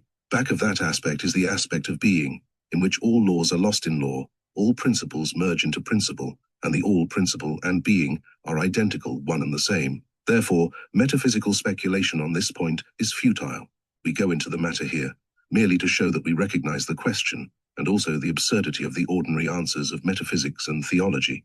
In conclusion, it may be of interest to our students to learn that, while some of the ancient and modern Hermetic teachers have rather inclined in the direction of applying the principle of correspondence to the question, with the result of the inner nature conclusion, still the legends have it that Hermes the Great, when asked this question by his advanced students, answered them by pressing his lips tightly together and saying not a word, indicating that there was no answer. But then, he may have intended to apply the axiom of his philosophy, that the lips of wisdom are closed, except to the ears of understanding, believing that even his advanced students did not possess the understanding which entitled them to the teaching. At any rate, if Hermes possessed the secret, he failed to impart it. And so far as the world is concerned, the lips of Hermes are closed regarding it, and where the great Hermes hesitated to speak, what mortal may dare to teach? But remember that whatever be the answer to this problem, if indeed there be an answer, the truth remains that, while all is in the all, it is equally true that the all is in all. The teaching on this point is emphatic, and, we may add the concluding words of the quotation, to him who truly understands this truth, hath come great knowledge. Chapter 8. The Planes of Correspondence. As above, so below, as below, so above, the Kybalion. The great second Hermetic principle embodies the truth that there is a harmony, agreement, and correspondence between the several planes of manifestation, life, and being. This truth is a truth because all that is included in the universe emanates from the same source and the same laws, principles, and characteristics apply to each unit or combination of units of activity, as each manifests its own phenomena upon its own plane. For the purpose of convenience of thought and study, the Hermetic philosophy considers that the universe may be divided into three great classes of phenomena, known as the three great planes, namely, 1. The great physical plane, 2. The great mental plane, 3. The great spiritual plane. These divisions are more or less artificial and arbitrary, for the truth is that all of the three divisions are but ascending degrees of the great scale of life, the lowest point of which is undifferentiated matter, and the highest point that of spirit. And moreover, the different planes shade into each other, so that no hard and fast division may be made between the higher phenomena of the physical and the lower of the mental, or between the higher of the mental and the lower of the physical. In short, the three great planes may be regarded as three great groups of degrees of life manifestation. While the purposes of this little book do not allow us to enter into an extended discussion of, or explanation of, the subject of these different planes, still we think it well to give a general description of the same at this point. At the beginning, we may as well consider the question so often asked by the neophyte, who desires to be informed regarding the meaning of the word plane, which term has been very freely used, and very poorly explained in many recent works upon the subject of occultism. The question is generally about as follows: is a plane a place having dimensions, or is it merely a condition or state? We answer, no, not a place, nor ordinary dimension of space, and yet more than a state or condition. It may be considered as a state or condition, and yet the state or condition is a degree of dimension in a scale subject to measurement. Somewhat paradoxical, is it not? But let us examine the matter. A dimension, you know, is a measure in a straight line, relating to measure, etc. The ordinary dimensions of space are length, breadth, and height, or perhaps length, breadth, height, thickness, or circumference. But there is another dimension of created things or measure in a straight line known to occultists, and to scientists as well, although the latter have not as yet applied the term dimension to it. And this new dimension, which by the way is the much speculated about fourth dimension, is the standard used in determining the degrees or planes. This fourth dimension may be called the dimension of vibration. It is a fact well known to modern science, as well as to the Hermetists who have embodied the truth in their third Hermetic principle, that everything is in motion, everything vibrates, nothing is at rest. From the highest manifestation to the lowest, everything and all things vibrate. Not only do they vibrate at different rates of motion, but as in different directions and in a different manner. The degrees of the rate of vibrations constitute the degrees of measurement on the scale of vibrations, in other words, the degrees of the fourth dimension. And these degrees form what occultists call planes. The higher the degree of rate of vibration, the higher the plane, and the higher the manifestation of life occupying that plane, so that while a plane is not a place, nor yet a state or condition, yet it possesses qualities common to both. We shall have more to say regarding the subject of the scale of vibrations in our next lessons, in which we shall consider the Hermetic principle of vibration. You will kindly remember, however, that the three great planes are not actual divisions of the phenomena of the universe, but merely arbitrary terms used by the Hermetists in order to aid in the thought and study of the various degrees and forms of universal activity and life. The atom of matter, the unit of force, the mind of man, and the being of the archangel are all but degrees in one scale, and all fundamentally the same. The difference between solely a matter of degree and rate of vibration. All are creations of the All, and have their existence solely within the infinite mind of the All. The Hermetists subdivide each of the three great planes into 7 minor planes, and each of these latter are also subdivided into 7 subplanes, all divisions being more or less arbitrary, shading into each other, and adopted merely for convenience of scientific study and thought. The great physical plane and its 7 minor planes is that division of the phenomena of the universe which includes all that relates to physics or material things, forces and manifestations. It includes all forms of that which we call matter and all forms of that which we call energy or force. But you must remember that the Hermetic philosophy does not recognize matter as a thing in itself, or as having a separate existence even in the mind of the All. The teachings are that matter is but a form of energy, that is, energy at a low rate of vibrations of a certain kind. And accordingly the Hermetists classify matter under the head of energy, and give to it 3 of the 7 minor planes of the great physical plane.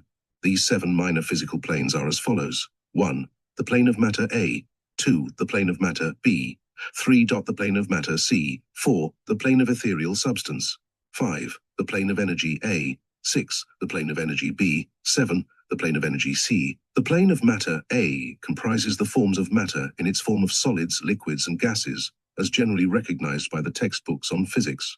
The plane of matter B comprises certain higher and more subtle forms of matter of the existence of which modern science is but now recognizing the phenomena of radiant matter in its phases of radium, etc., belonging to the lower subdivision of this minor plane. The plane of matter C comprises forms of the most subtle and tenuous matter, the existence of which is not suspected by ordinary scientists. The plane of ethereal substance comprises that which science speaks of as the ether, a substance of extreme tenuity and elasticity, pervading all universal space, and acting as a medium for the transmission of waves of energy, such as light, heat, electricity, etc. This ethereal substance forms a connecting link between matter, so-called, and energy, and partakes of the nature of each. The Hermetic teachings, however, instruct that this plane has 7 subdivisions, as have all of the minor planes, and that in fact there are 7 ethers instead of but 1. Next above the plane of ethereal substance comes the plane of energy A, which comprises the ordinary forms of energy known to science, its 7 subplanes being respectively heat, light, magnetism, electricity, and attraction, including gravitation, cohesion, chemical affinity, etc., and several other forms of energy indicated by scientific experiments but not as yet named or classified.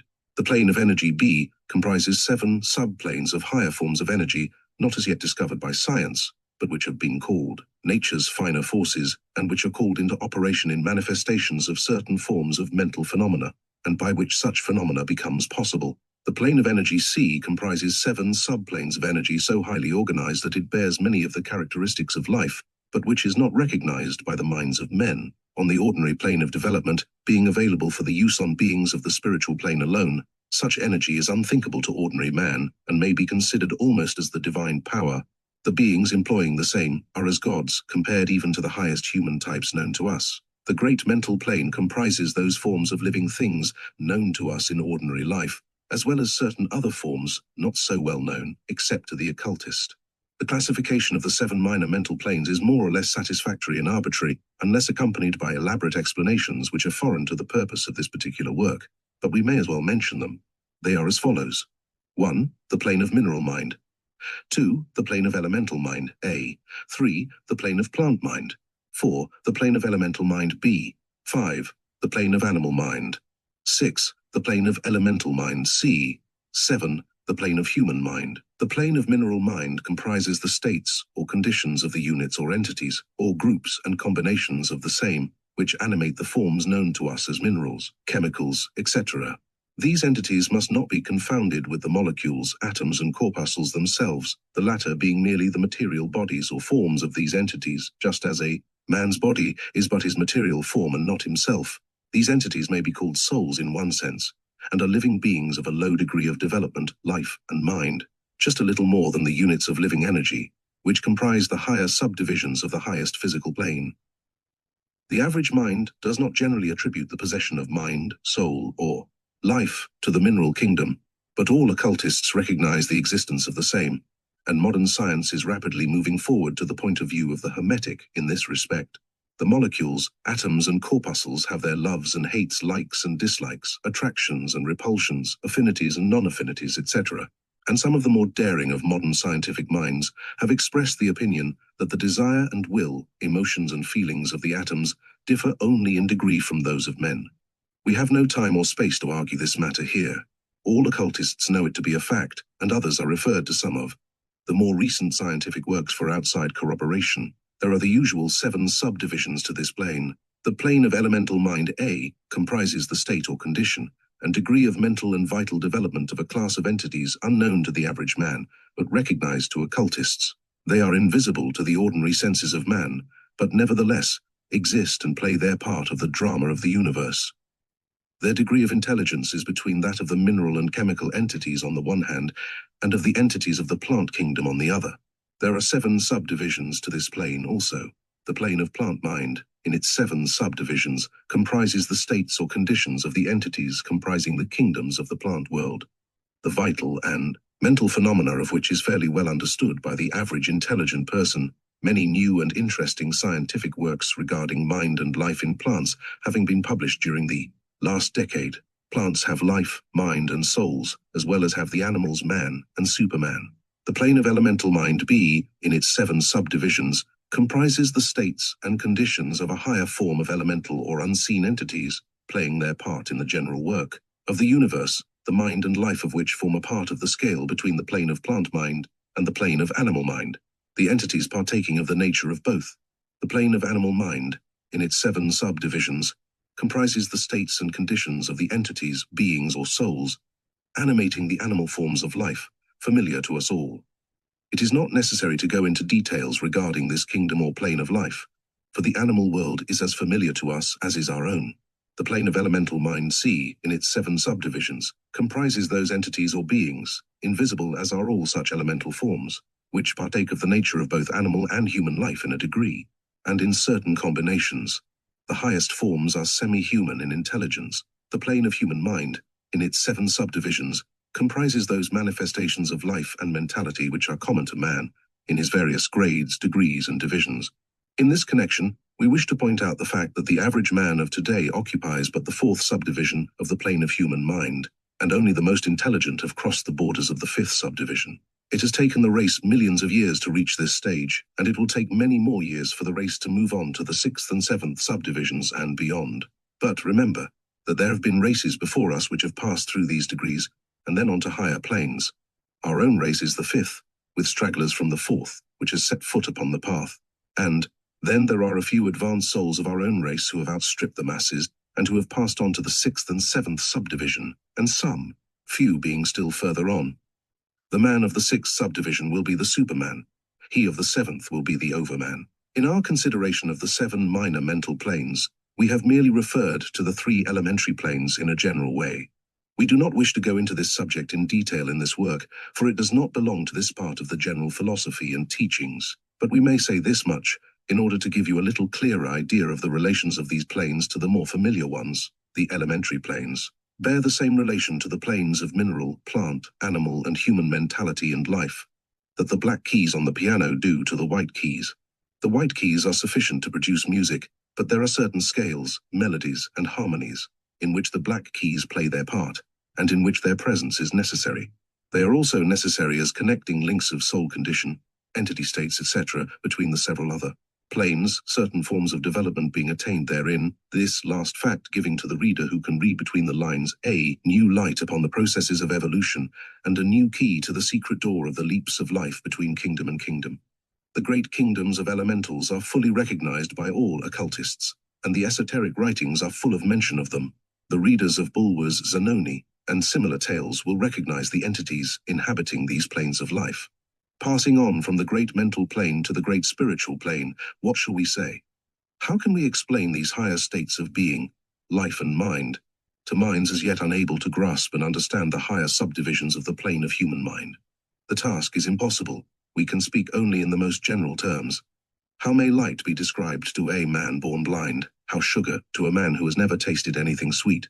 How harmony to one born deaf? All that we can say is that the 7 minor planes of the great spiritual plane, each minor plane having its 7 subdivisions, comprise beings possessing life, mind and form as far above that of man of today as the latter is above the earthworm, mineral, or even certain forms of energy or matter. The life of these beings so far transcends ours that we cannot even think of the details of the same. Their minds so far transcend ours that to them we scarcely seem to think, and our mental processes seem almost akin to material processes. The matter of which their forms are composed is of the highest planes of matter. Nay, some are even said to be clothed in pure energy. What may be said of such beings? On the 7 minor planes of the great spiritual plane exist beings of whom we may speak as angels, archangels, demigods. On the lower minor planes dwell those great souls whom we call master and adepts. Above them come the great hierarchies of the angelic hosts, unthinkable to man, and above those come those who may without irreverence be called the gods. So high in the scale of being are they, their being, intelligence and power being akin to those attributed by the races of men to their conceptions of deity. These beings are beyond even the highest flights of the human imagination, the word divine being the only one applicable to them. Many of these beings, as well as the angelic host, take the greatest interest in the affairs of the universe and play an important part in its affairs.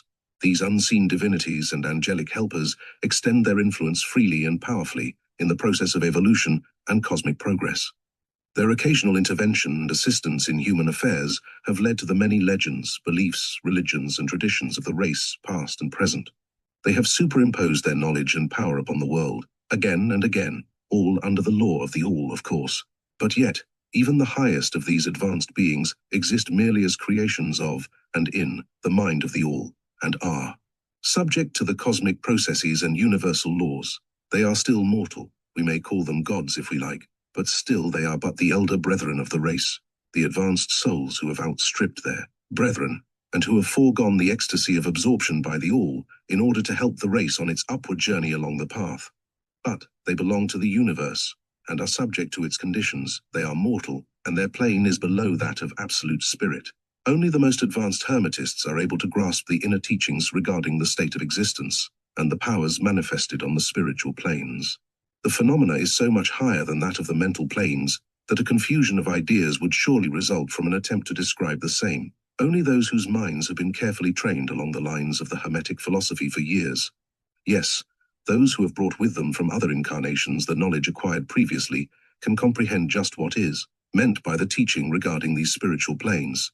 And much of these inner teachings is held by the Hermetists as being too sacred, important, and even dangerous for general public dissemination. The intelligent student may recognize what we mean by this when we state that the meaning of spirit as used by the Hermetists is akin to living power, animated force, inner essence, essence of life, etc., which meaning must not be confounded with that usually and commonly employed in connection with the term, i.e., religious, ecclesiastical, spiritual, ethereal, holy, etc., etc., to occultists. The word spirit is used in the sense of the animating principle, carrying with it the idea of power, living energy, mystic force, etc., and occultists know that that which is known to them as spiritual power may be employed for evil as well as good ends, in accordance with the principle of polarity, a fact which has been recognized by the majority of religions in their conceptions of Satan, Beelzebub, the devil, Lucifer, fallen angels, etc. So the knowledge regarding these planes has been kept in the Holy of Holies, in all esoteric fraternities and occult orders, in the secret chamber of the temple. But this may be said here, that those who have attained high spiritual powers and have misused them have a terrible fate in store for them, and the swing of the pendulum of rhythm will inevitably swing them back to the furthest extreme of material existence, from which point they must retrace their steps spiritward along the weary rounds of the path, but always with the added torture of having always with them a lingering memory of the heights from which they fell owing to their evil actions. The legends of the fallen angels have a basis in actual facts, as all advanced occultists know. The striving for selfish power on the spiritual planes inevitably results in the selfish soul losing its spiritual balance and falling back as far as they had previously risen. But to even such a soul, the opportunity of a return is given, and such souls make the return journey, paying the terrible penalty according to the invariable law. In conclusion, we would again remind you that according to the principle of correspondence, which embodies the truth, as above, so below, as below, so above, all of the 7 Hermetic principles are in full operation on all of the many planes, physical, mental, and spiritual. The principle of mental substance, of course, applies to all the planes, for all are held in the mind of the all. The principle of correspondence manifests in all, for there is a correspondence, harmony, and agreement between the several planes. The principle of vibration manifests on all planes, in fact the very differences that go to make the planes arise from vibration, as we have explained. The principle of polarity manifests on each plane, the extremes of the poles being apparently opposite and contradictory. The principle of rhythm manifests on each plane, the movement of the phenomena having its ebb and flow, rise and flow, incoming and outgoing. The principle of cause and effect manifests on each plane, every effect having its cause and every cause having its effect. The principle of gender manifests on each plane, the creative energy being always manifest and operating along the lines of TS masculine and feminine aspects. As above, so below, as below, so above. This centuries-old Hermetic axiom embodies one of the great principles of universal phenomena. As we proceed with our consideration of the remaining principles, we will see even more clearly the truth of the universal nature of this great principle of correspondence. Chapter 9. Vibration. Nothing rests, everything moves, everything vibrates. The Kybalion, the great third Hermetic principle, the principle of vibration, embodies the truth that motion is manifest in everything in the universe, that nothing is at rest, that everything moves, vibrates, and circles. This Hermetic principle was recognized by some of the early Greek philosophers who embodied it in their systems. But then, for centuries, it was lost sight of by the thinkers outside of the Hermetic ranks. But in the 19th century, physical science rediscovered the truth, and the 20th century scientific discoveries have added additional proof of the correctness and truth of this centuries-old Hermetic doctrine. The Hermetic teachings are that not only is everything in constant movement and vibration, but that the differences between the various manifestations of the universal power are due entirely to the varying rate and mode of vibrations. Not only this, but that even the all, in itself, manifests a constant vibration of such an infinite degree of intensity and rapid motion that it may be practically considered as at rest. The teachers directing the attention of the students to the fact that even on the physical plane, a rapidly moving object, such as a revolving wheel, seems to be at rest. The teachings are to the effect that spirit is at one end of the pole of vibration, the other pole being certain extremely gross forms of matter. Between these two poles are millions upon millions of different rates and modes of vibration. Modern science has proven that all that we call matter and energy are but modes of vibratory motion, and some of the more advanced scientists are rapidly moving toward the positions of the occultists, who hold that the phenomena of mind are likewise modes of vibration or motion. Let us see what science has to say regarding the question of vibrations in matter and energy. In the first place, science teaches that all matter manifests, in some degree, the vibrations arising from temperature or heat. Be an object cold or hot, both being but degrees of the same things, it manifests certain heat vibrations, and in that sense is in motion and vibration. Then all particles of matter are in circular movement, from corpuscle to suns. The planets revolve around suns, and many of them turn on their axes. The suns move around greater central points, and these are believed to move around still greater, and so on, ad infinitum. The molecules of which the particular kinds of matter are composed are in a state of constant vibration and movement around each other and against each other. The molecules are composed of atoms, which, likewise, are in a state of constant movement and vibration. The atoms are composed of corpuscles, sometimes called electrons, phorons, etc., which also are in a state of rapid motion, revolving around each other, and which manifest a very rapid state and mode of vibration. And so we see that all forms of matter manifest vibration in accordance with the Hermetic principle of vibration. And so it is with the various forms of energy. Science teaches that light, heat, magnetism, and electricity are but forms of vibratory motion connected in some way with, and probably emanating from the ether. Science does not as yet attempt to explain the nature of the phenomena known as cohesion, which is the principle of molecular attraction, nor chemical affinity, which is the principle of atomic attraction, nor gravitation, the greatest mystery of the three, which is the principle of attraction by which every particle or mass of matter is bound to every other particle or mass. These three forms of energy are not as yet understood by science. Hence, yet the writers incline to the opinion that these too are manifestations of some form of vibratory energy, a fact which the Hermetists have held and taught for ages past. The universal ether, which is postulated by science without its nature being understood clearly, is held by the Hermetists to be but a higher manifestation of that which is erroneously called matter, that is to say, flatter at a higher degree of vibration, and is called by them the ethereal substance. The Hermetists teach that this ethereal substance is of extreme tenuity or elasticity, and pervades universal pace, serving as a medium of transmission of waves of vibratory energy, such as heat, light, electricity, magnetism, etc. The teachings are that the ethereal substance is a connecting link between the forms of vibratory energy known as matter on the one hand, and energy or force on the other, and also that it manifests a degree of vibration in rate and mode, entirely its own. Scientists have offered the illustration of a rapidly moving wheel, top, or cylinder to show the effects of increasing rates of vibration. The illustration supposes a wheel, top, or revolving cylinder running at a low rate of speed. We will call this revolving thing the object in following out the illustration. Let us suppose the object moving slowly. It may be seen readily, but no sound of its movement reaches the ear. The speed is gradually increased. In a few moments, its movement becomes so rapid that a deep growl or low note may be heard. Then, as the rate is increased, the note rises one in the musical scale. Then, the motion being still further increased, the next highest note is distinguished. Then, one after another, all the notes of the musical scale appear, rising higher and higher as the motion is increased. Finally, when the motions have reached a certain rate, the final note perceptible to human ears is reached, and the shrill, piercing shriek dies away, and silence follows. No sound is heard from the revolving object, the rate of motion being so high that the human ear cannot register the vibrations. Then comes the perception of rising degrees of heat.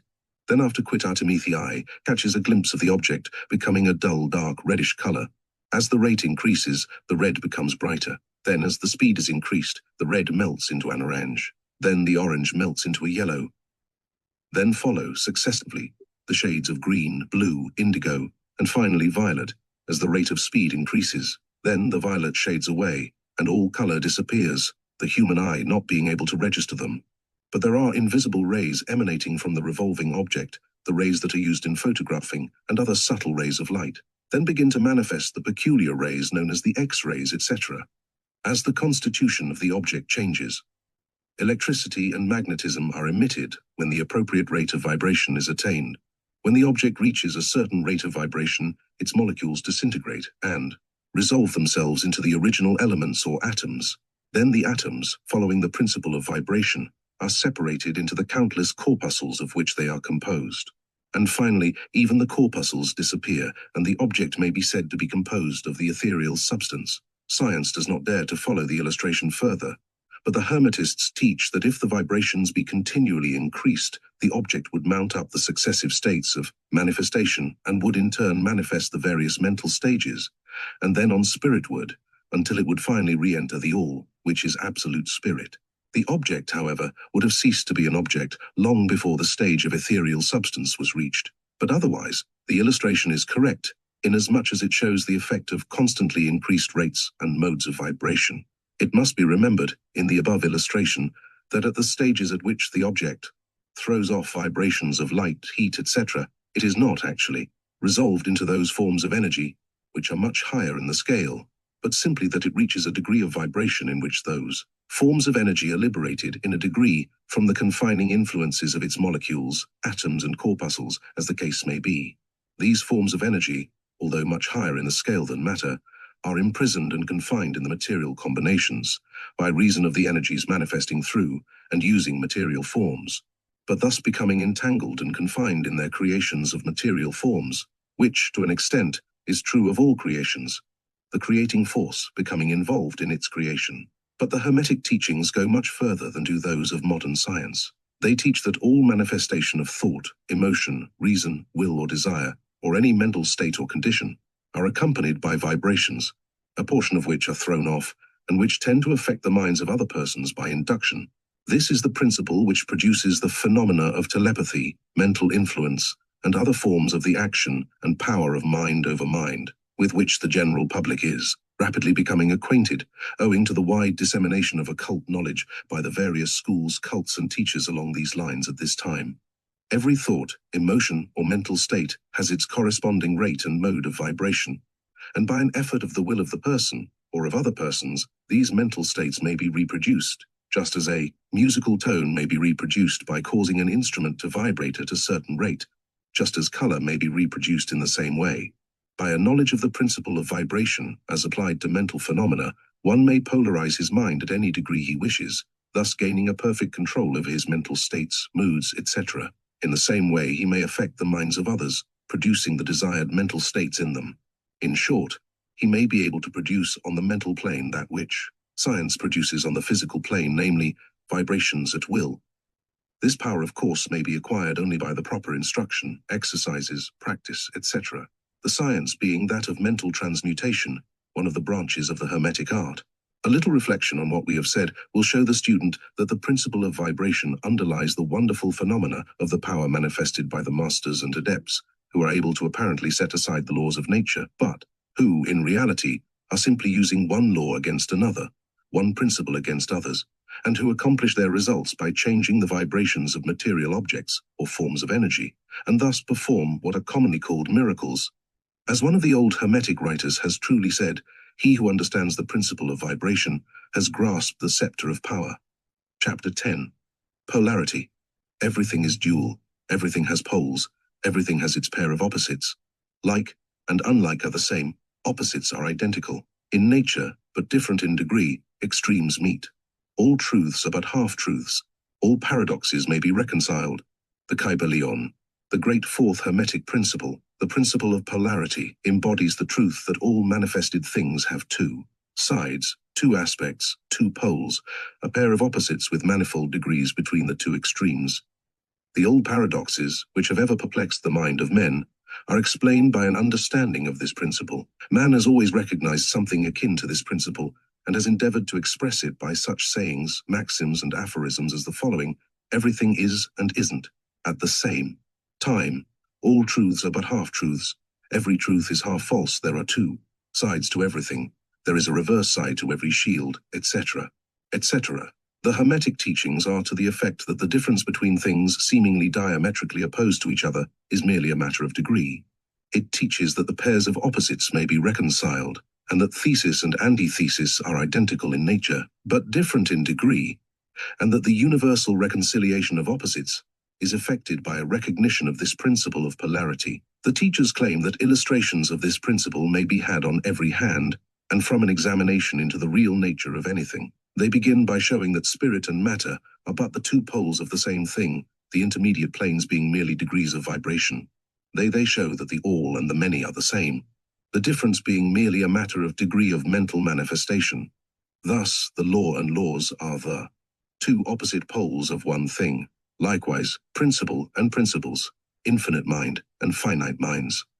Then, passing on to the physical plane, they illustrate the principle by showing that heat and cold are identical in nature, the differences being merely a matter of degrees. The thermometer shows many degrees of temperature, the lowest pole being called cold and the highest heat. Between these two poles are many degrees of heat or cold. Call them either, and you are equally correct. The higher of 2 degrees is always warmer, while the lower is always colder. There is no absolute standard. All is a matter of degree. There is no place on the thermometer where heat ceases and cold begins. It is all a matter of higher or lower vibrations. The very terms high and low, which we are compelled to use, are but poles of the same thing. The terms are relative. So with east and west, travel around the world in an eastward direction, and you reach a point which is called west. At your starting point, and you return from that westward point. Travel far enough north, and you will find yourself traveling south, or vice versa. Light and darkness are poles of the same thing with many degrees between them. The musical scale is the same. Starting with C, you move upward until you reach another C, and so on. The differences between the two ends of the board being the same, with many degrees between the two extremes. The scale of color is the same, higher and lower vibrations being the only difference between high violet and low red. Large and small are relative, so are noise and quiet. Hard and soft follow the rule. Likewise, sharp and dull. Positive and negative are 2 poles of the same thing, with countless degrees between them. Good and bad are not absolute. We call one end of the scale good and the other bad, or one end good and the other evil, according to the use of the terms. A thing is less good than the thing higher in the scale, but that less good thing in turn is more good than the thing next below it, and so on, the more or less being regulated by the position on the scale. And so it is on the mental plane. Love and hate are generally regarded as being things diametrically opposed to each other, entirely different, unreconcilable. But we apply the principle of polarity. We find that there is no such thing as absolute love or absolute hate, as distinguished from each other. The two are merely terms applied to the two poles of the same thing. Beginning at any point of the scale, we find more love or less hate as we ascend the scale, and more hate or less love as we descend. This being true no matter from what point, high or low, we may start. There are degrees of love and hate, and there is a middle point where like and dislike become so faint that it is difficult to distinguish between them. Courage and fear come under the same rule. The pairs of opposites exist everywhere. Where you find one thing, you find its opposite, the two poles. And it is this fact that enables the Hermetist to transmute one mental state into another along the lines of polarization. Things belonging to different classes cannot be transmuted into each other, but things of the same class may be changed, that is, may have their polarity changed. Thus love never becomes east or west or red or violet, but it may and often does turn into hate, and likewise hate may be transformed into love by changing its polarity. Courage may be transmuted into fear, and the reverse. Hard things may be rendered soft, dull things become sharp, hot things become cold, and so on, the transmutation always being between things of the same kind of different degrees. Take the case of a fearful man. By raising his mental vibrations along the line of fear-courage, he can be filled with the highest degree of courage and fearlessness. And likewise, the slothful man may change himself into an active, energetic individual, simply by polarizing along the lines of the desired quality. The student who is familiar with the processes by which the various schools of mental science, etc., produce changes in the mental states of those following their teachings, may not readily understand the principle underlying many of these changes. When, however, the principle of polarity is once grasped, and it is seen that the mental changes are occasioned by a change of polarity, a sliding along the same scale, the matter is more readily understood. Thachang is not infiniture of a transmutation of one thing into another thing entirely different, but is merely a change of degree in the same things, a vastly important difference. For instance, borrowing an analogy from the physical plane, it is impossible to change heat into sharpness, loudness, highness, etc., but heat may readily be transmuted into cold, simply by lowering the vibrations. In the same way, hate and love are mutually transmutable, so are fear and courage. But fear cannot be transformed into love, nor can courage be transmuted into hate. The mental states belong to innumerable classes, each class of which has its opposite poles, along which transmutation is possible. The student will readily recognize that in the mental states, as well as in the phenomena of the physical plane, the two poles may be classified as positive and negative, respectively. Thus, love is positive to hate, courage to fear, activity to non-activity, etc., etc. And it will also be noticed that, even to those unfamiliar with the principle of vibration, the positive pole seems to be of a higher degree than the negative and readily dominates it. The tendency of nature is in the direction of the dominant activity of the positive pole. In addition to the changing of the poles of one's own mental states by the operation of the art of polarization, the phenomena of mental influence, in its manifold phases, shows us that the principle may be extended, so as to embrace the phenomena of the influence of one mind over that of another, of which so much has been written and taught of late years. When it is understood that mental induction is possible, that is, that mental states may be produced by induction from others, then we can readily see how a certain rate of vibration or polarization of a certain mental state may be communicated to another person, and his polarity in that class of mental states thus changed. It is along this principle that the results of many of the mental treatments are obtained. For instance, a person is blue, melancholy, and full of fear. A mental scientist bringing his own mind up to the desired vibration by his trained will, and thus obtaining the desired polarization in his own case, then produces a similar mental state in the other by induction, the result being that the vibrations are raised and the person polarizes toward the positive end of the scale instead toward the negative, and his fear and other negative emotions are transmuted to courage and similar positive mental states. A little study will show you that these mental changes are nearly all along the line of polarization, the change being one of degree rather than of kind. A knowledge of the existence of this great Hermetic principle will enable the student to better understand his own mental states and those of other people. He will see that these states are all matters of degree, and seeing thus, he will be able to raise or lower the vibration at will, to change his mental poles, and thus be master of his mental states, instead of being their servant and slave. And by his knowledge, he will be able to aid his fellows intelligently, and by the appropriate methods change the polarity when the same is desirable. We advise all students to familiarize themselves with this principle of polarity, for a correct understanding of the same will throw light on many difficult subjects. Chapter 11. Rhythm. Everything flows out and in, everything has its tides, all things rise and fall. The pendulum swing manifests in everything. The measure of the swing to the right is the measure of the swing to the left. Rhythm compensates. The Kybalion, the great fifth Hermetic principle, the principle of rhythm, embodies the truth that in everything there is manifested a measured motion, a to and from movement, a flow and inflow, a swing forward and backward, a pendulum-like movement, a tide-like ebb and flow, a high tide and a low tide, between the two poles manifest on the physical, mental, or spiritual planes. The principle of rhythm is closely connected with the principle of polarity described in the preceding chapter. Rhythm manifests between the two poles established by the principle of polarity. This does not mean, however, that the pendulum of rhythm swings to the extreme poles, for this rarely happens. In fact, it is difficult to establish the extreme polar opposites in the majority of cases. But the swing is ever toward first one pole and then the other. There is always an action and reaction, an advance and a retreat, a rising and a sinking, manifested in all of the airs and phenomena of the universe. Suns, worlds, men, animals, plants, minerals, forces, energy, mind and matter, yes, even spirit, manifests this principle. The principle manifests in the creation and destruction of worlds, in the rise and fall of nations, in the life history of all things, and finally, in the mental states of man. Beginning with the manifestations of spirit, of the all, it will be noticed that there is ever the outpouring and the indrawing, the outbreathing and inbreathing of Brahm, as the Brahmins word it.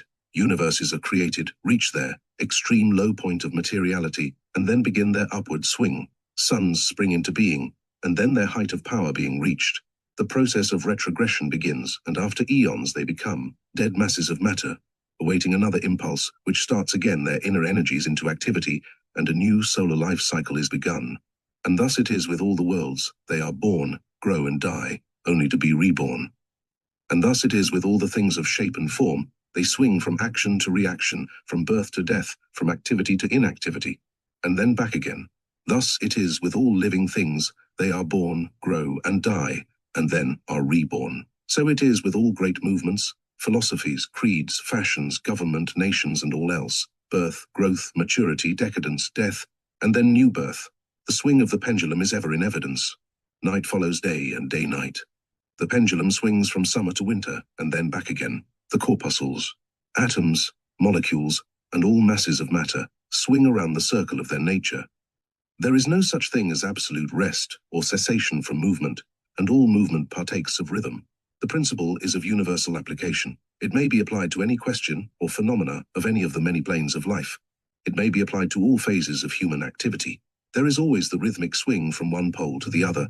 The universal pendulum is ever in motion. The tides of life flow in and out according to law. The principle of rhythm is well understood by modern science, and is considered a universal law as applied to material things.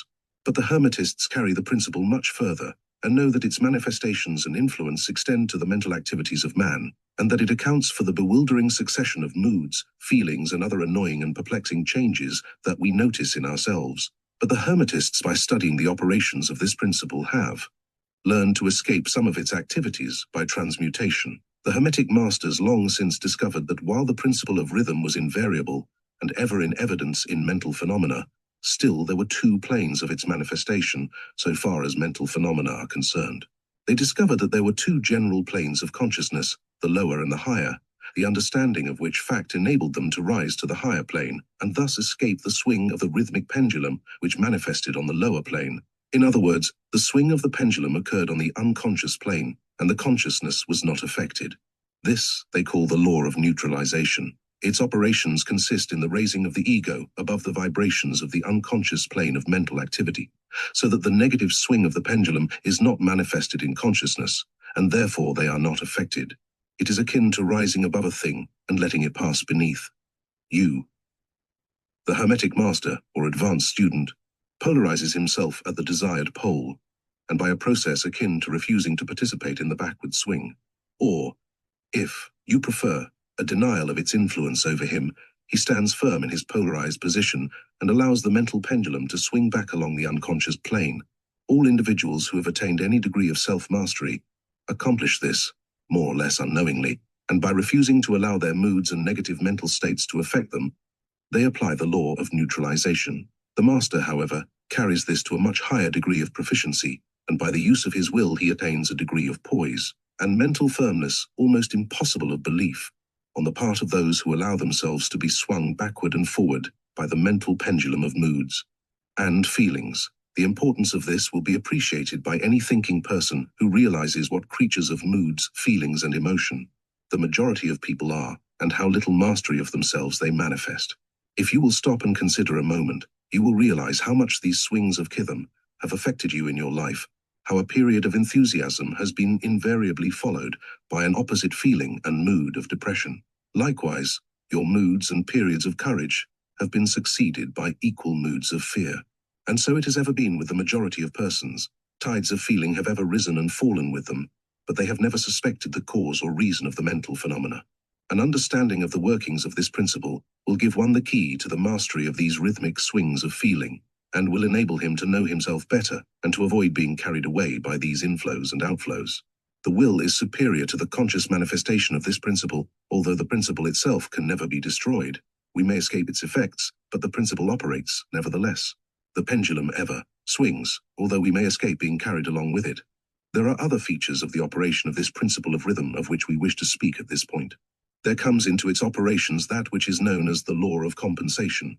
One of the definitions or meanings of the word compensate is to counterbalance, which is the sense in which the Hermetists use the term.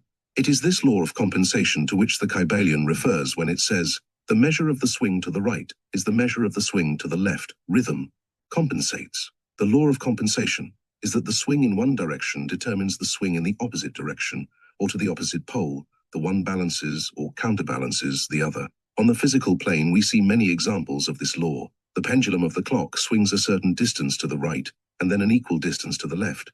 The seasons balance each other in the same way. The tides follow the same law, and the same law is manifested in all the phenomena of rhythm. The pendulum, with a short swing in one direction, has but a short swing in the other, while the long swing to the right invariably means the long swing to the left. An object hurled upward to a certain height has an equal distance to traverse on its return. The force with which a projectile is sent upward a mile is reproduced when the projectile returns to the Earth on its return journey. This law is constant on the physical plane, as reference to the standard authorities will show you. But the Hermetists carry it still further. They teach that a man's mental states are subject to the same law. The man who enjoys keenly is subject to keen suffering, while he who feels but little pain is capable of feeling but little joy. The pig suffers but little mentally, and enjoys but little he is compensated. And on the other hand, there are other animals who enjoy keenly, but whose nervous organism and temperament cause them to suffer exquisite degrees of pain. And so it is with man. There are temperaments which permit of but low degrees of enjoyment and equally low degrees of suffering, while there are others which permit the most intense enjoyment, but also the most intense suffering. The rule is that the capacity for pain and pleasure in each individual are balanced. The law of compensation is in full operation here. But the Hermetists go still further in this matter. They teach that before one is able to enjoy a certain degree of pleasure, he must have swung as far proportionately toward the other pole of feeling. They hold, however, that the negative is precedent to the positive in this matter. That is to say that in experiencing a certain degree of pleasure, it does not follow that he will have to pay up for it with a corresponding degree of pain. On the contrary, the pleasure is the rhythmic swing, according to the law of compensation, for a degree of pain previously experienced either in the present life or in a previous incarnation. This throws a new light on the problem of pain. The Hermetists regard the chain of lives as continuous and as forming a part of one life of the individual, so that in consequence the rhythmic swing is understood in this way, while it would be without meaning unless the truth of reincarnation is admitted. But the Hermetists claim that the master or advanced student is able, to a great degree, to escape the swing toward pain by the process of neutralization before mentioned. By rising on to the higher plane of the ego, much of the experience that comes to those dwelling on the lower plane is avoided and escaped. The law of compensation plays an important part in the lives of men and women. It will be noticed that one generally pays the price of anything he possesses or lacks. If he has one thing, he lacks another. The balance is struck. No one can keep his penny and have the bit of cake at the same time. Everything has its pleasant and unpleasant sides. The things that one gains are always paid for by the things that one loses. The rich possess much that the poor lack, while the poor often possess things that are beyond the reach of the rich.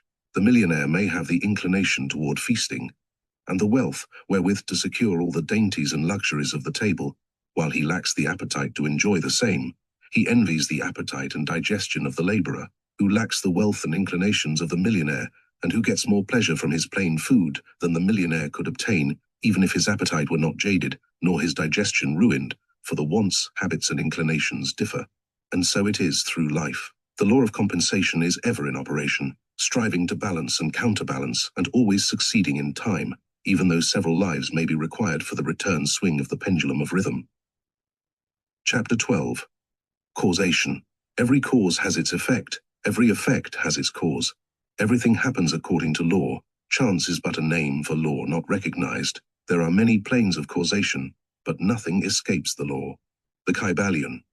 The great sixth Hermetic principle, the principle of cause and effect, embodies the truth that law pervades the universe, that nothing happens by chance. That chance is merely a term indicating cause existing, but not recognized or perceived. That phenomena is continuous, without break or exception. The principle of cause and effect underlies all scientific thought, ancient and modern, and was enunciated by the Hermetic teachers in the earliest days. While many and varied disputes between the many schools of thought have since arisen, these disputes have been principally upon the details of the operations of the principle, and still more often upon the meaning of certain words. The underlying principle of cause and effect has been accepted as correct by practically all the thinkers of the world worthy of the name. To think otherwise would be to take the phenomena of the universe from the domain of law and order, and to relegate it to the control of the imaginary something which men have called chance. A little consideration will show anyone that there is in reality no such thing as pure chance. Webster defines the word chance as follows: a supposed agent or mode of activity other than a force, law, or purpose, the operation or activity of such agent, the supposed effect of such an agent, a happening, fortuity, casualty, etc. But a little consideration will show you that there can be no such agent as chance, in the sense of something outside of law, something outside of cause and effect. How could there be a something acting in the phenomenal universe, independent of the laws, order, and continuity of the latter? Such a something would be entirely independent of the orderly trend of the universe, and therefore superior to it. We can imagine nothing outside of the all being outside of the law, and that only because the all is the law in itself. There is no room in the universe for a something outside of and independent of law. The existence of such a something would render all natural laws ineffective, and would plunge the universe into chaotic disorder and lawlessness. A careful examination will show that what we call chance is merely an expression relating to obscure causes, causes that we cannot perceive, causes that we cannot understand. The word chance is derived from a word meaning to fall, as the falling of dice, the idea being that the fall of the dice and many other happenings are merely a happening, unrelated to any cause. And this is the sense in which the term is generally employed. But when the matter is closely examined, it is seen that there is no chance whatsoever about the fall of the dice. Each time a die falls and displays a certain number, it obeys a law as infallible as that which governs the revolution of the planets around the sun. Back of the fall of the die are causes, or chains of causes, running back further than the mind can follow. The position of the die in the box, the amount of muscular energy expended in the throw, the condition of the table, etc., etc., all are causes, the effect of which may be seen. But back of these seen causes there are chains of unseen preceding causes, all of which had a bearing upon the number of the die which fell uppermost. If a die be cast a great number of times, it will be found that the numbers shown will be about equal, that is, there will be an equal number of 1 spot, 2 spot, etc., coming uppermost. Toss a penny in the air, and it may come down either heads or tails, but make a sufficient number of tosses, and the heads and tails will about even up. This is the operation of the law of average. But both the average and the single toss come under the law of cause and effect. And if we were able to examine into the preceding causes, it would be clearly seen that it was simply impossible for the die to fall other than it did, under the same circumstances and at the same time. Given the same causes, the same results will follow. There is always a cause and a because to every event. Nothing ever happens without a cause, or rather, a chain of causes. Some confusion has arisen in the minds of persons considering this principle, from the fact that they were unable to explain how one thing could cause another thing, that is, be the creator of the second thing. As a matter of fact, no thing ever causes or creates another thing. Cause and effect deals merely with events. An event is that which comes, arrives, or happens as a result or consequent of some preceding event. No event creates another event, but is merely a preceding link in the great orderly chain of events flowing from the creative energy of the all. There is a continuity between all events precedent, consequent, and subsequent. There is a relation existing between everything that has gone before and everything that follows. A stone is dislodged from a mountainside and crashes through a roof of a cottage in the valley below. At first sight, we regard this as a chance effect. But when we examine the matter, we find a great chain of causes behind it. In the first place, there was the rain which softened the earth supporting the stone and which allowed it to fall. Then back of that was the influence of the sun, other rains, etc., which gradually disintegrated the piece of rock from a larger piece. Then there were the causes which led to the formation of the mountain, and its upheaval by convulsions of nature, and so on ad infinitum. Then we might follow up the causes behind the rain, etc. Then we might consider the existence of the roof. In short, we would soon find ourselves involved in a mesh of cause and effect, from which we would soon strive to extricate ourselves. Just as a man has 2 parents, and 4 grandparents, and 8 great-grandparents, and 16 great-great-grandparents, and so on, until when, say, 40 generations are calculated the numbers of ancestors run into many millions, so it is with the number of causes behind even the most trifling event or phenomena, such as the passage of a tiny speck of soot before your eye. It is not an easy matter to trace the bit of soot back to the early period of the world's history, when it formed a part of a massive tree, trunk, which was afterward converted into coal, and so on, until as the speck of soot it now passes before your vision on its way to other adventures.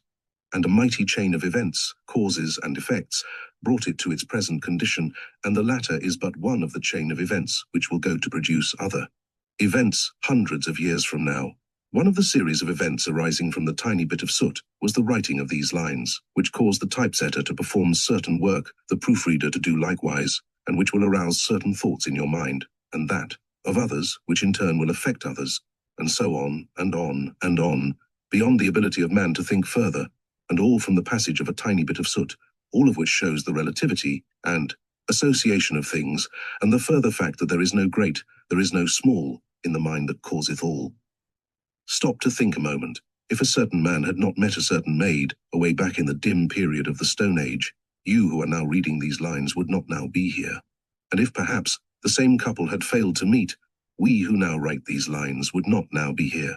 And the very act of writing, on our part, and the act of reading, on yours, will affect not only the respective lives of yourself and ourselves, but will also have a direct or indirect effect upon many other people now living, and who will live in the ages to come. Every thought we think, every act we perform, has its direct and indirect results which fit into the great chain of cause and effect. We do not wish to enter into a consideration of free will or determinism in this work for various reasons. Among the many reasons is the principal one that neither side of the controversy is entirely right. In fact, both sides are partially right, according to the Hermetic teachings. The principle of polarity shows that both are but half-truths, the opposing poles of truth. The teachings are that a man may be both free and yet bound by necessity, depending upon the meaning of the terms, and the height of truth from which the matter is examined. The ancient writers express the matter thus: the further the creation is from the center, the more it is bound, the nearer the center it reaches, the nearer free is it. The majority of people are more or less the slaves of heredity, environment, etc., and manifest very little freedom. They are swayed by the opinions, customs, and thoughts of the outside world, and also by their emotions, feelings, moods, etc. They manifest no mastery worthy of the name. They indignantly repudiate this assertion, saying, "Why, I certainly am free to act and do as I please. I do just what I want to do," but they fail to explain whence arise the want to and as I please. What makes them want to do one thing in preference to another? What makes them please to do this and not do that? Is there no because to their pleasing and wanting? The master can change these pleases and wants into others at the opposite end of the mental pole. He's able to will instead of to will because some feeling, mood, emotion, or environmental suggestion arouses a tendency or desire within him so to do. The majority of people are carried along like the falling stone, obedient to environment, outside influences and internal moods, desires, etc., not to speak of the desires and wills of others stronger than themselves, heredity, environment, and suggestion, carrying them along without resistance on their part, or the exercise of the will. Moved like the pawns on the checkerboard of life, they play their parts and are laid aside after the game is over. But the masters, knowing the rules of the game, rise above the plane of material life, and placing themselves in touch with the higher powers of their nature, dominate their own moods, characters, qualities, and polarity, as well as the environment surrounding them, and thus become movers in the game instead of pawns, causes instead of effects. The masters do not escape the causation of the higher planes, but fall in with the higher laws, and thus master circumstances on the lower plane. They thus form a conscious part of the law, instead of being mere blind instruments. While they serve on the higher planes, they rule on the material plane. But, on higher and on lower, the law is always in operation. There is no such things as chance. The blind goddess has been abolished by reason.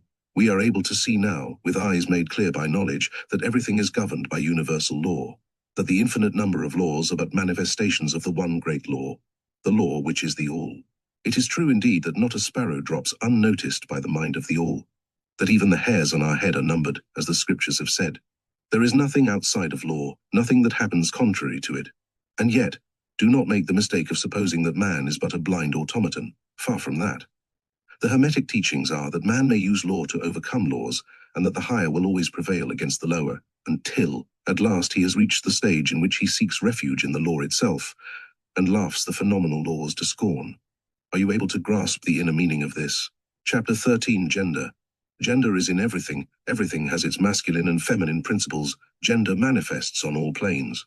The Kybalion, the great seventh Hermetic principle, the principle of gender, embodies the truth that there is gender manifested in everything, that the masculine and feminine principles are ever present and active in all phases of phenomena, on each and every plane of life.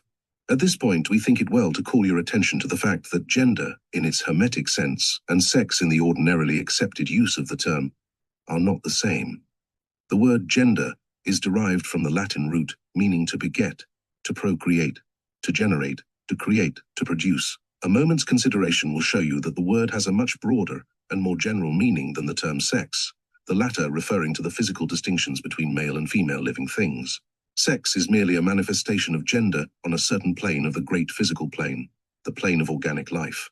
We wish to impress this distinction upon your minds for the reason that certain writers, who have acquired a smattering of the Hermetic philosophy, have sought to identify this seventh Hermetic principle with wild and fanciful, and often reprehensible, theories and teachings regarding sex. The office of gender is solely that of creating, producing, generating, etc., and its manifestations are visible on every plane of phenomena. It is somewhat difficult to produce proofs of this along scientific lines, for the reason that science has not as yet recognized this principle as of universal application.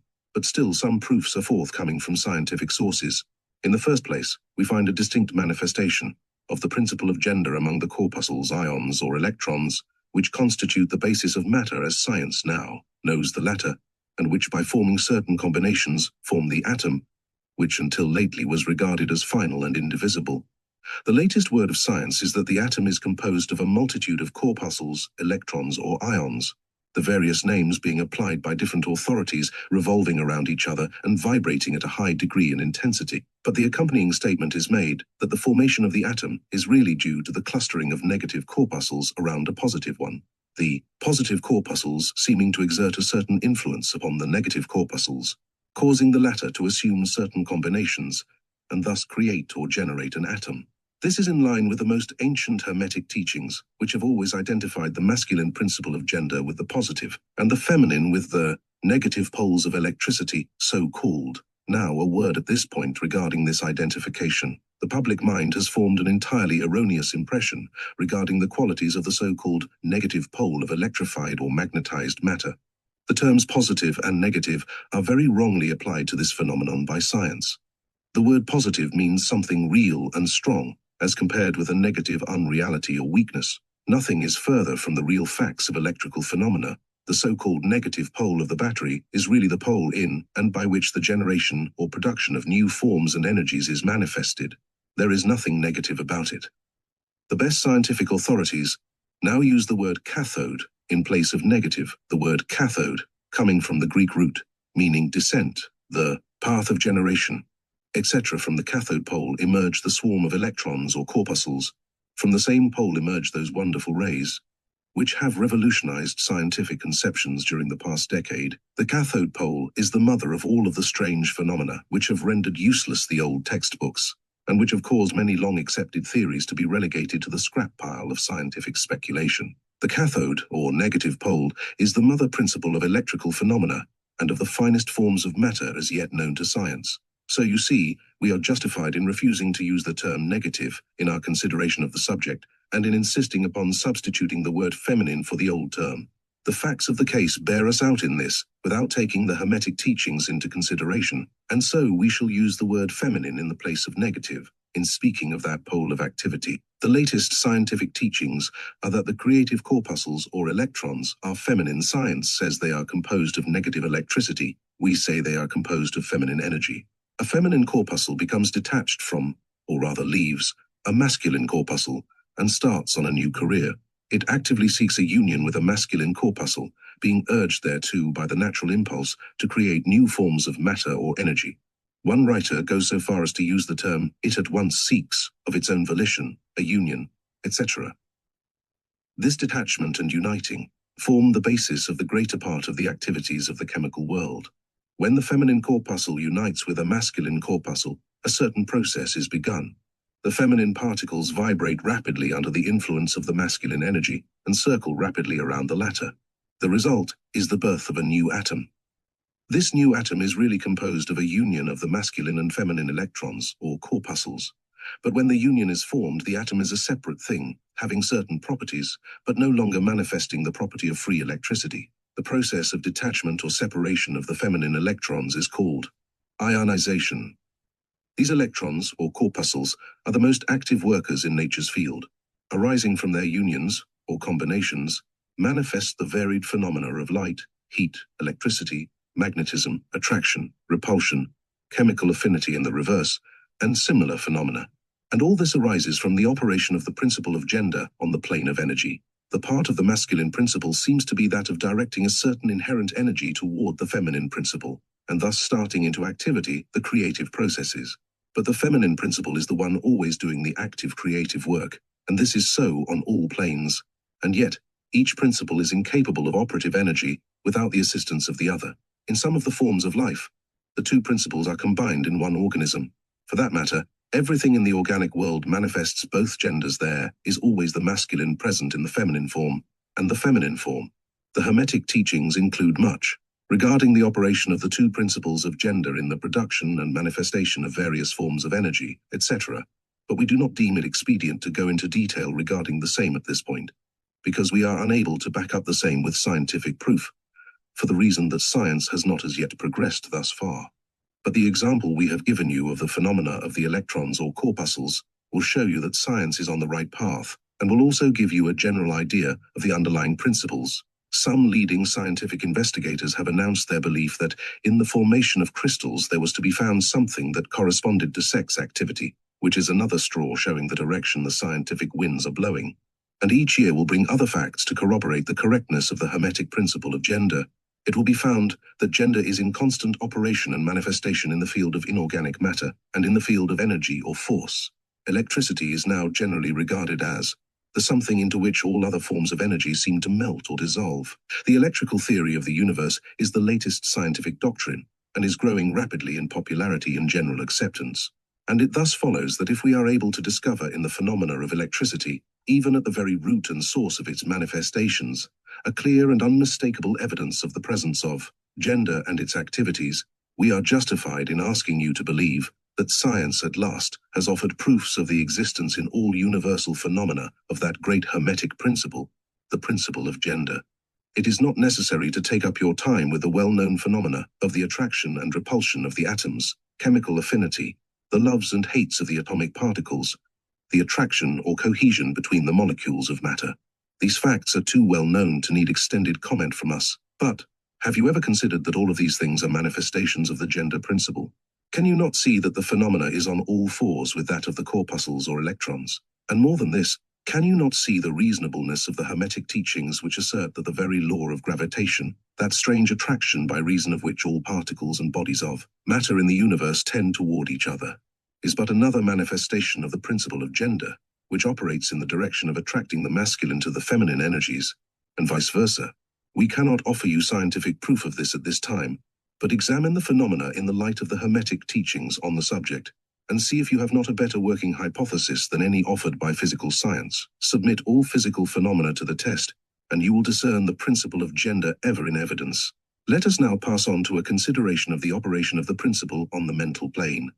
Many interesting features are there awaiting examination. Chapter 14. Mental Gender. Students of psychology who have followed the modern trend of thought along the lines of mental phenomena are struck by the persistence of the dual mind idea which has manifested itself so strongly during the past 10 or 15 years, and which has given rise to a number of plausible theories regarding the nature and constitution of these two minds. The late Thomson J. Hudson attained great popularity in 1893 by advancing his well-known theory of the objective and subjective minds, which he held existed in every individual. Other writers have attracted almost equal attention by the theories regarding the conscious and subconscious minds, the voluntary and involuntary minds, and the active and passive minds, etc., etc. The theories of the various writers differ from each other, but there remains the underlying principle of the duality of mind. The student of the Hermetic philosophy is tempted to smile when he reads and hears of these many new theories regarding the duality of mind, each school adhering tenaciously to its own pet theories, and each claiming to have discovered the truth. The student turns back the pages of occult history, and away back in the dim beginnings of occult teachings he finds references to the ancient Hermetic doctrine of the principle of gender on the mental plane, the manifestation of mental gender. And examining further, he finds that the ancient philosophy took cognizance of the phenomenon of the dual mind, and accounted for it by the theory of mental gender. This idea of mental gender may be explained in a few words to students who are familiar with the modern theories just alluded to. The masculine principle of mind corresponds to the so-called objective mind, conscious mind, voluntary mind, active mind, etc., and the feminine principle of mind corresponds to the so-called subjective mind, subconscious mind, involuntary mind, passive mind, etc. Of course, the Hermetic teachings do not agree with the many modern theories regarding the nature of the two phases of mind, nor does it admit many of the facts claimed for the two respective aspects, some of the said theories and claims being very far-fetched and incapable of standing the test of experiment and demonstration. We point to the phases of agreement merely for the purpose of helping the student to assimilate his previously acquired knowledge with the teachings of the Hermetic philosophy. Students of Hudson will notice the statement at the beginning of his second chapter of the Law of Psychic Phenomena that the mystic jargon of the Hermetic philosophers discloses the same general idea, i.e., the duality of mind. If Dr. Hudson had taken the time and trouble to decipher a little of Hentley mystic jargon of the Hermetic philosophy, he might have received much light upon the subject of the dual mind, but then perhaps his most interesting work might not have been written. Let us now consider the Hermetic teachings regarding mental gender.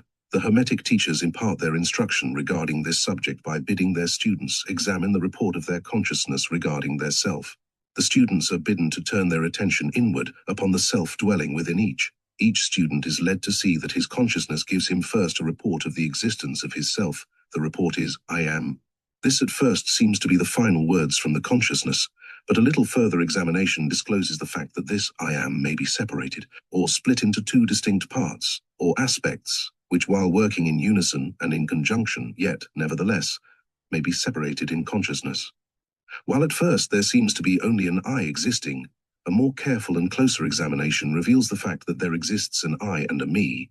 These mental twins differ in their characteristics and nature, and an examination of their nature and the phenomena arising from the same will throw much light upon many of the problems of mental influence. Let us begin with a consideration of the ME, which is usually mistaken for the I by the student, until he presses the inquiry a little further back into the recesses of consciousness. A man thinks of his self in its aspect of me as being composed of certain feelings, tastes, likes, dislikes, habits, peculiar ties, characteristics, etc., all of which go to make up his personality, or the self known to himself and others. He knows that these emotions and feelings change, are born and die away, are subject to the principle of rhythm and the principle of polarity. which take him from one extreme of feeling to another. He also thinks of the me as being certain knowledge gathered together in his mind and thus forming a part of himself. This is the me of a man, but we have proceeded too hastily. The me of many men may be said to consist largely of their consciousness of the body and their physical appetites, etc. Their consciousness being largely bound up with their bodily nature, they practically live there. Some men even go so far as to regard their personal apparel as a part of their me, and actually seem to consider it a part of themselves. A writer has humorously said that men consist of three parts: soul, body, and clothes. These clothes-conscious people would lose their personality if divested of their clothing by savages upon the occasion of a shipwreck.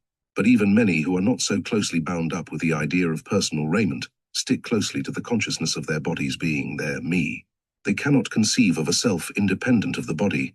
Their mind seems to them to be practically a something belonging to their body, which in many cases it is indeed.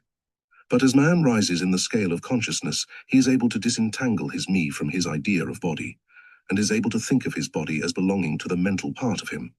But even then, he is very apt to identify the me entirely with the mental states, feelings, etc., which he feels to exist within him. He is very apt to consider these internal states as identical with himself, instead of there being simply things produced by some part of his mentality and existing within him of him and in him, but still not himself.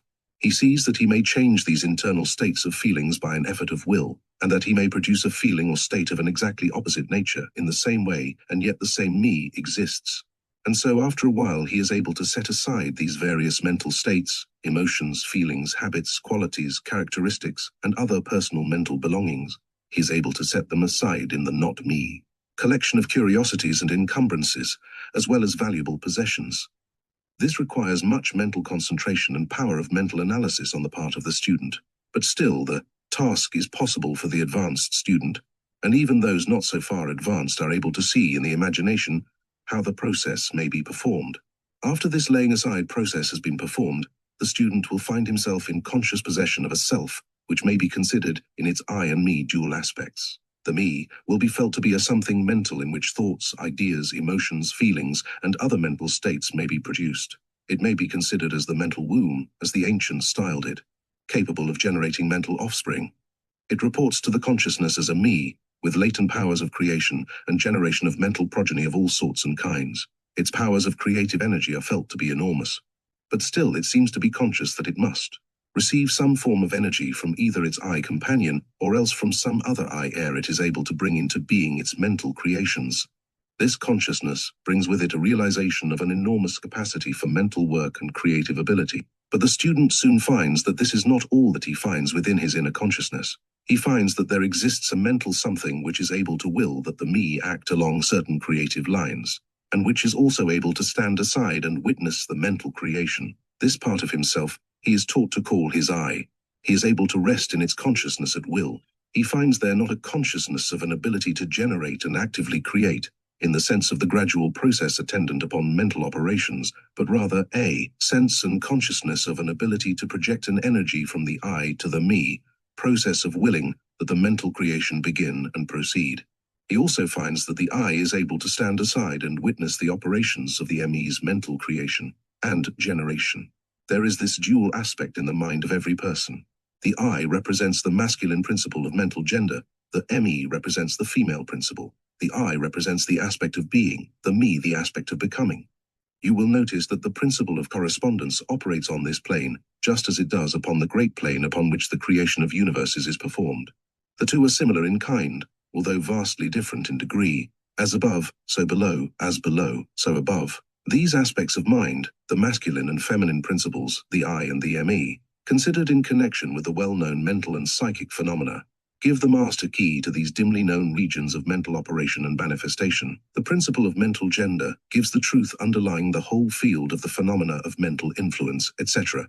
The tendency of the feminine principle is always in the direction of receiving impressions, while the tendency of the masculine principle is always in the direction of giving out or expressing. The feminine principle has a much more varied field of operation than has the masculine principle. The feminine principle conducts the work of generating new thoughts, concepts, ideas, including the work of the imagination. The masculine principle contents itself with the work of the will, in its varied phases. And yet without the active aid of the will of the masculine principle, the feminine principle is apt to rest, content with generating mental images, which are the result of impressions received from outside, instead of producing original mental creations.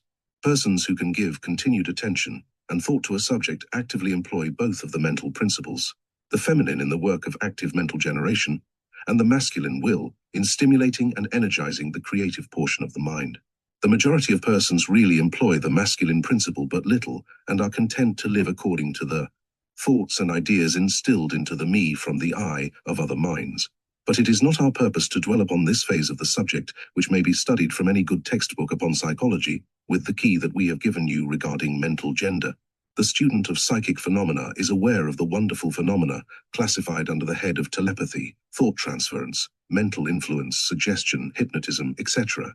Many have sought for an explanation of these varied phases of phenomena under the theories of the various dual-mind teachers. And in a measure they are right, for there is clearly a manifestation of two distinct phases of mental activity. But if such students will consider these dual minds, in the light of the Hermetic teachings regarding vibrations and mental gender, they will see that the long-sought-for key is at hand. In the phenomena of telepathy, it is seen how the vibratory energy of the masculine principle is projected toward the feminine principle of another person, and the latter takes the seed thought and allows it to develop into maturity. In the same way suggestion and hypnotism operates. The masculine principle of the person giving the suggestions directs a stream of vibratory energy or will power toward the feminine principle of the other person, and the latter accepting it makes it its own and acts and thinks accordingly. An idea thus lodged in the mind of another person grows and develops, and in time is regarded as the rightful mental offspring of the individual, whereas it is in reality like the cuckoo egg placed in the sparrow's nest, where it destroys the rightful offspring and makes itself at home.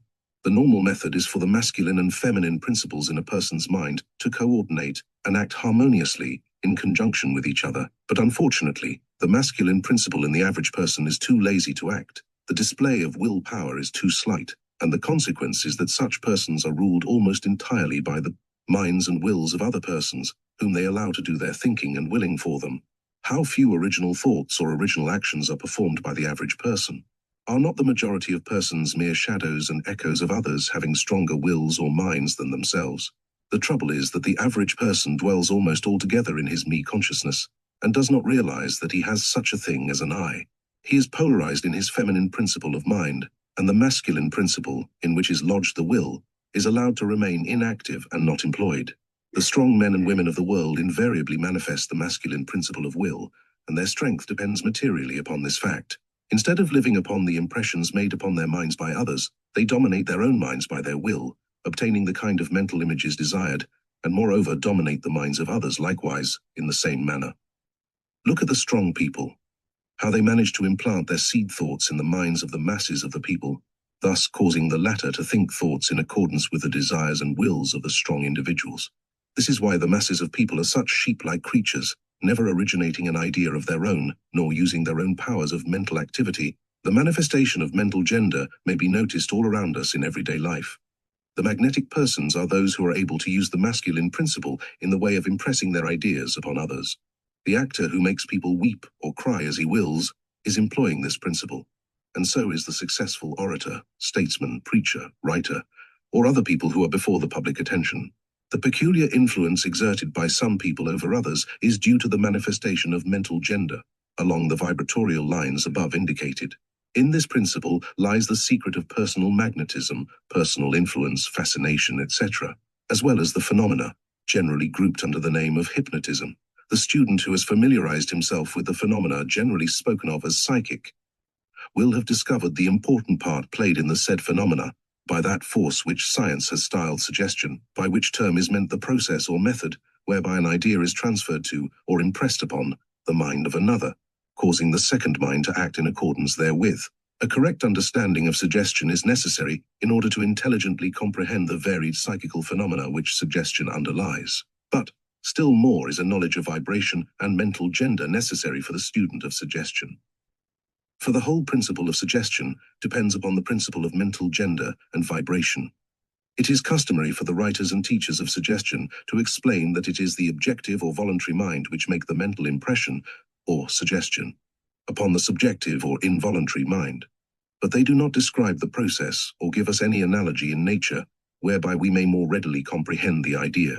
But if you will think of the matter in the light of the Hermetic teachings, you will be able to see that the energizing of the feminine principle by the vibratory energy of the masculine principle is in accordance to the universal laws of nature, and that the natural world affords countless analogies whereby the principle may be understood. In fact, the Hermetic teachings show that the very creation of the universe follows the same law, and that in all creative manifestations, upon the planes of the spiritual, the mental, and the physical, there is always in operation this principle of gender, this manifestation of the masculine and the feminine principles, as above, so below, as below, so above. And more than this, when the principle of mental gender is once grasped and understood, the varied phenomena of psychology at once becomes capable of intelligent classification and study instead of being very much in the dark. The principle works out in practice because it is based upon the immutable universal laws of life. We shall not enter into an extended discussion of or description of the varied phenomena of mental influence or psychic activity. There are many books, many of them quite good, which have been written and published on this subject of late years. The main facts stated in these various books are correct, although the several writers have attempted to explain the phenomena by various pet theories of their own. The student may acquaint himself with these matters, and by using the theory of mental gender, he will be able to bring order out of the chaos of conflicting theory and teachings, and may, moreover, readily make himself a master of the subject, if he be so inclined. The purpose of this work is not to give an extended account of psychic phenomena, but rather to give to the student a master key, whereby he may unlock the many doors leading into the parts of the temple of knowledge which he may wish to explore. We feel that in this consideration of the teachings of the Kybalion, one may find an explanation which will serve to clear away many perplexing difficulties, a key that will unlock many doors. What is the use of going into detail regarding all of the many features of psychic phenomena and mental science, provided we place in the hands of the student the means whereby he may acquaint himself fully regarding any phase of the subject which may interest him? With the aid of the Kybalion, one may go through any occult library anew, the old light from Egypt illuminating many dark pages and obscure subjects. That is the purpose of this book. We do not come expounding a new philosophy, but rather furnishing the outlines of a great world-old teaching which will make clear the teachings of others, which will serve as a great reconciler of differing theories and opposing doctrines. Chapter 15. Hermetic Axioms. The possession of knowledge, unless accompanied by a manifestation and expression in action, is like the hoarding of precious metals, a vain and foolish thing. Knowledge, like wealth, is intended for use. The law of use is universal, and he who violates it suffers by reason of his conflict with natural forces. The Kybalion, the Hermetic teachings, while always having been kept securely locked up in the minds of the fortunate possessors thereof, for reasons which we have already stated, were never intended to be merely stored away and secreted. The law of use is dwelt upon in the teachings, as you may see by reference to the above quotation. From the Kybalion, which states it forcibly, knowledge without use and expression is a vain thing, bringing no good to its possessor, or to the race. Beware of mental miserliness, and express into action that which you have learned. Study the axioms and aphorisms, but practice them also. We give below some of the more important Hermetic axioms from the Kybalion, with a few comments added to each. Make these your own, and practice and use them, for they are not really your own until you have used them. To change your mood or mental state, change your vibration. The Kybalion. One may change his mental vibrations by an effort of will, in the direction of deliberately fixing the attention upon a more desirable state. Will directs the attention, and attention changes the vibration. Cultivate the art of attention by means of the will, and you have solved the secret of the mastery of moods and mental states. To destroy an undesirable rate of mental vibration, put into operation the principle of polarity and concentrate upon the opposite pole to that which you desire to suppress. Kill out the undesirable by changing its polarity. The Kybalion. This is one of the most important of the Hermetic formulas. It is based upon true scientific principles. We have shown you that a mental state and its opposite were merely the two poles of one thing, and that by mental transmutation, the polarity might be reversed. This principle is known to modern psychologists, who apply it to the breaking up of undesirable habits by bidding their students concentrate upon the opposite quality. If you are possessed of fear, do not waste time trying to kill out fear, but instead cultivate the quality of courage, and the fear will disappear. Some writers have expressed this idea most forcibly by using the illustration of the dark room. You do not have to shovel out or sweep out the darkness, but by merely opening the shutters and letting in the light, the darkness has disappeared. To kill out a negative quality, concentrate upon the positive pole of that same quality, and the vibrations will gradually change from negative to positive, until finally you will become polarized on the positive pole instead of the negative. The reverse is also true, as many have found out to their sorrow when they have allowed themselves to vibrate too constantly on the negative pole of things. By changing your polarity, you may master your moods, change your mental states, remake your disposition, and build up character. Much of the mental mastery of the advanced Hermetics is due to this application of polarity, which is one of the important aspects of mental transmutation. Remember the Hermetic axiom quoted previously, which says, "Mind as well as metals and elements may be transmuted from state to state, degree to degree, condition to condition, pole to pole, vibration to vibration," the Kybalion. The mastery of polarization is the mastery of the fundamental principles of mental transmutation or mental alchemy. For unless one acquires the art of changing his own polarity, he will be unable to affect his environment. An understanding of this principle will enable one to change his own polarity as well as that of others, if he will but devote the time, care, study, and practice necessary to master the art. The principle is true, but the results obtained depend upon the persistent patience and practice of the student. Rhythm may be neutralized by an application of the art of polarization, the Kybalion. As we have explained in previous chapters, the Hermetists hold that the principle of rhythm manifests on the mental plane as well as on the physical plane, and that the bewildering succession of moods, feelings, emotions, and other mental states are due to the backward and forward swing of the mental pendulum which carries us from one extreme of feeling to the other. The Hermetists also teach that the law of neutralization enables one, to a great extent, to overcome the operation of rhythm in consciousness. As we have explained, there is a higher plane of consciousness, as well as the ordinary lower plane, and the master, by rising mentally to the higher plane, causes the swing of the mental pendulum to manifest on the lower plane, and he, dwelling on his higher plane, escapes the consciousness of the swing backward. This is effected by polarizing on the higher self, and thus raising the mental vibrations of the ego above those of the ordinary plane of consciousness.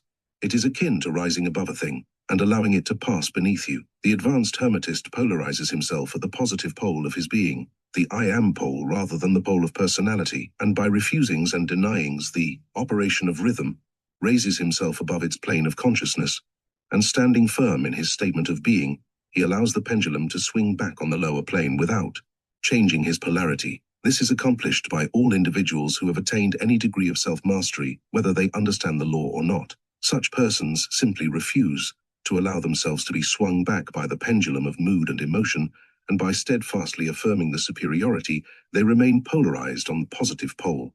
The master, of course, attains a far greater degree of proficiency, because he understands the law which he is overcoming by a higher law, and by the use of his will. He attains a degree of poise and mental steadfastness, almost impossible of belief, on the part of those who allow themselves to be swung backward and forward by the mental pendulum of moods and feelings. Remember, always, however, that you do not really destroy the principle of rhythm, for that is indestructible. You simply overcome one law by counterbalancing it with another, and thus maintain an equilibrium. The laws of balance and counterbalance are in operation on the mental as well as on the physical planes, and an understanding of these laws enables one to seem to overthrow laws, whereas he is merely exerting a counterbalance. Nothing escapes the principle of cause and effect, but there are many planes of causation, and one may use the laws of the higher to overcome the laws of the lower. The Kybalion. By an understanding of the practice of polarization, the Hermetists rise to a higher plane of causation, and thus counterbalance the laws of the lower planes of causation. By rising above the plane of ordinary causes, they become themselves, in a degree, causes instead of being merely caused. By being able to master their own moods and feelings, and by being able to neutralize rhythm, as we have already explained, they are able to escape a great part of the operations of cause and effect on the ordinary plane. The masses of people are carried along, obedient to their environment, the wills and desires of others. Stronger than themselves, the effects of inherited tendencies, the suggestions of those about them, and other outward causes, which tend to move them about on the chessboard of life like mere pawns. By rising above these influencing causes, the advanced Hermetists seek a higher plane of mental action, and by dominating their moods, emotions, impulses, and feelings, they create for themselves new characters, qualities, and powers by which they overcome their ordinary environment, and thus become practically players instead of mere pawns. Such people help to play the game of life understandingly, instead of being moved about this way and that way by stronger influences and powers and wills. They use the principle of cause and effect, instead of being used by it. Of course, even the highest are subject to the principle as it manifests on the higher planes, but on the lower planes of activity, they are masters instead of slaves. As the Kybalion says, the wise ones serve on the higher, but rule on the lower. They obey the laws coming from above them, but on their own plane, and those below them, they rule and give orders. And yet, in so doing, they form a part of the principle, instead of opposing it. The wise man falls in with the law, and by understanding its movements he operates it, instead of being its blind slave. Just as does the skilled swimmer turn this way and that way, going and coming as he will, instead of being as the log which is carried here, and there so is the wise man as compared to the ordinary man. And yet both swimmer and log, wise man and fool, are subject to law. He who understands this is well on the road to mastery. The Kybalion. In conclusion, let us again call your attention to the Hermetic axiom. True Hermetic transmutation is a mental art. The Kybalion.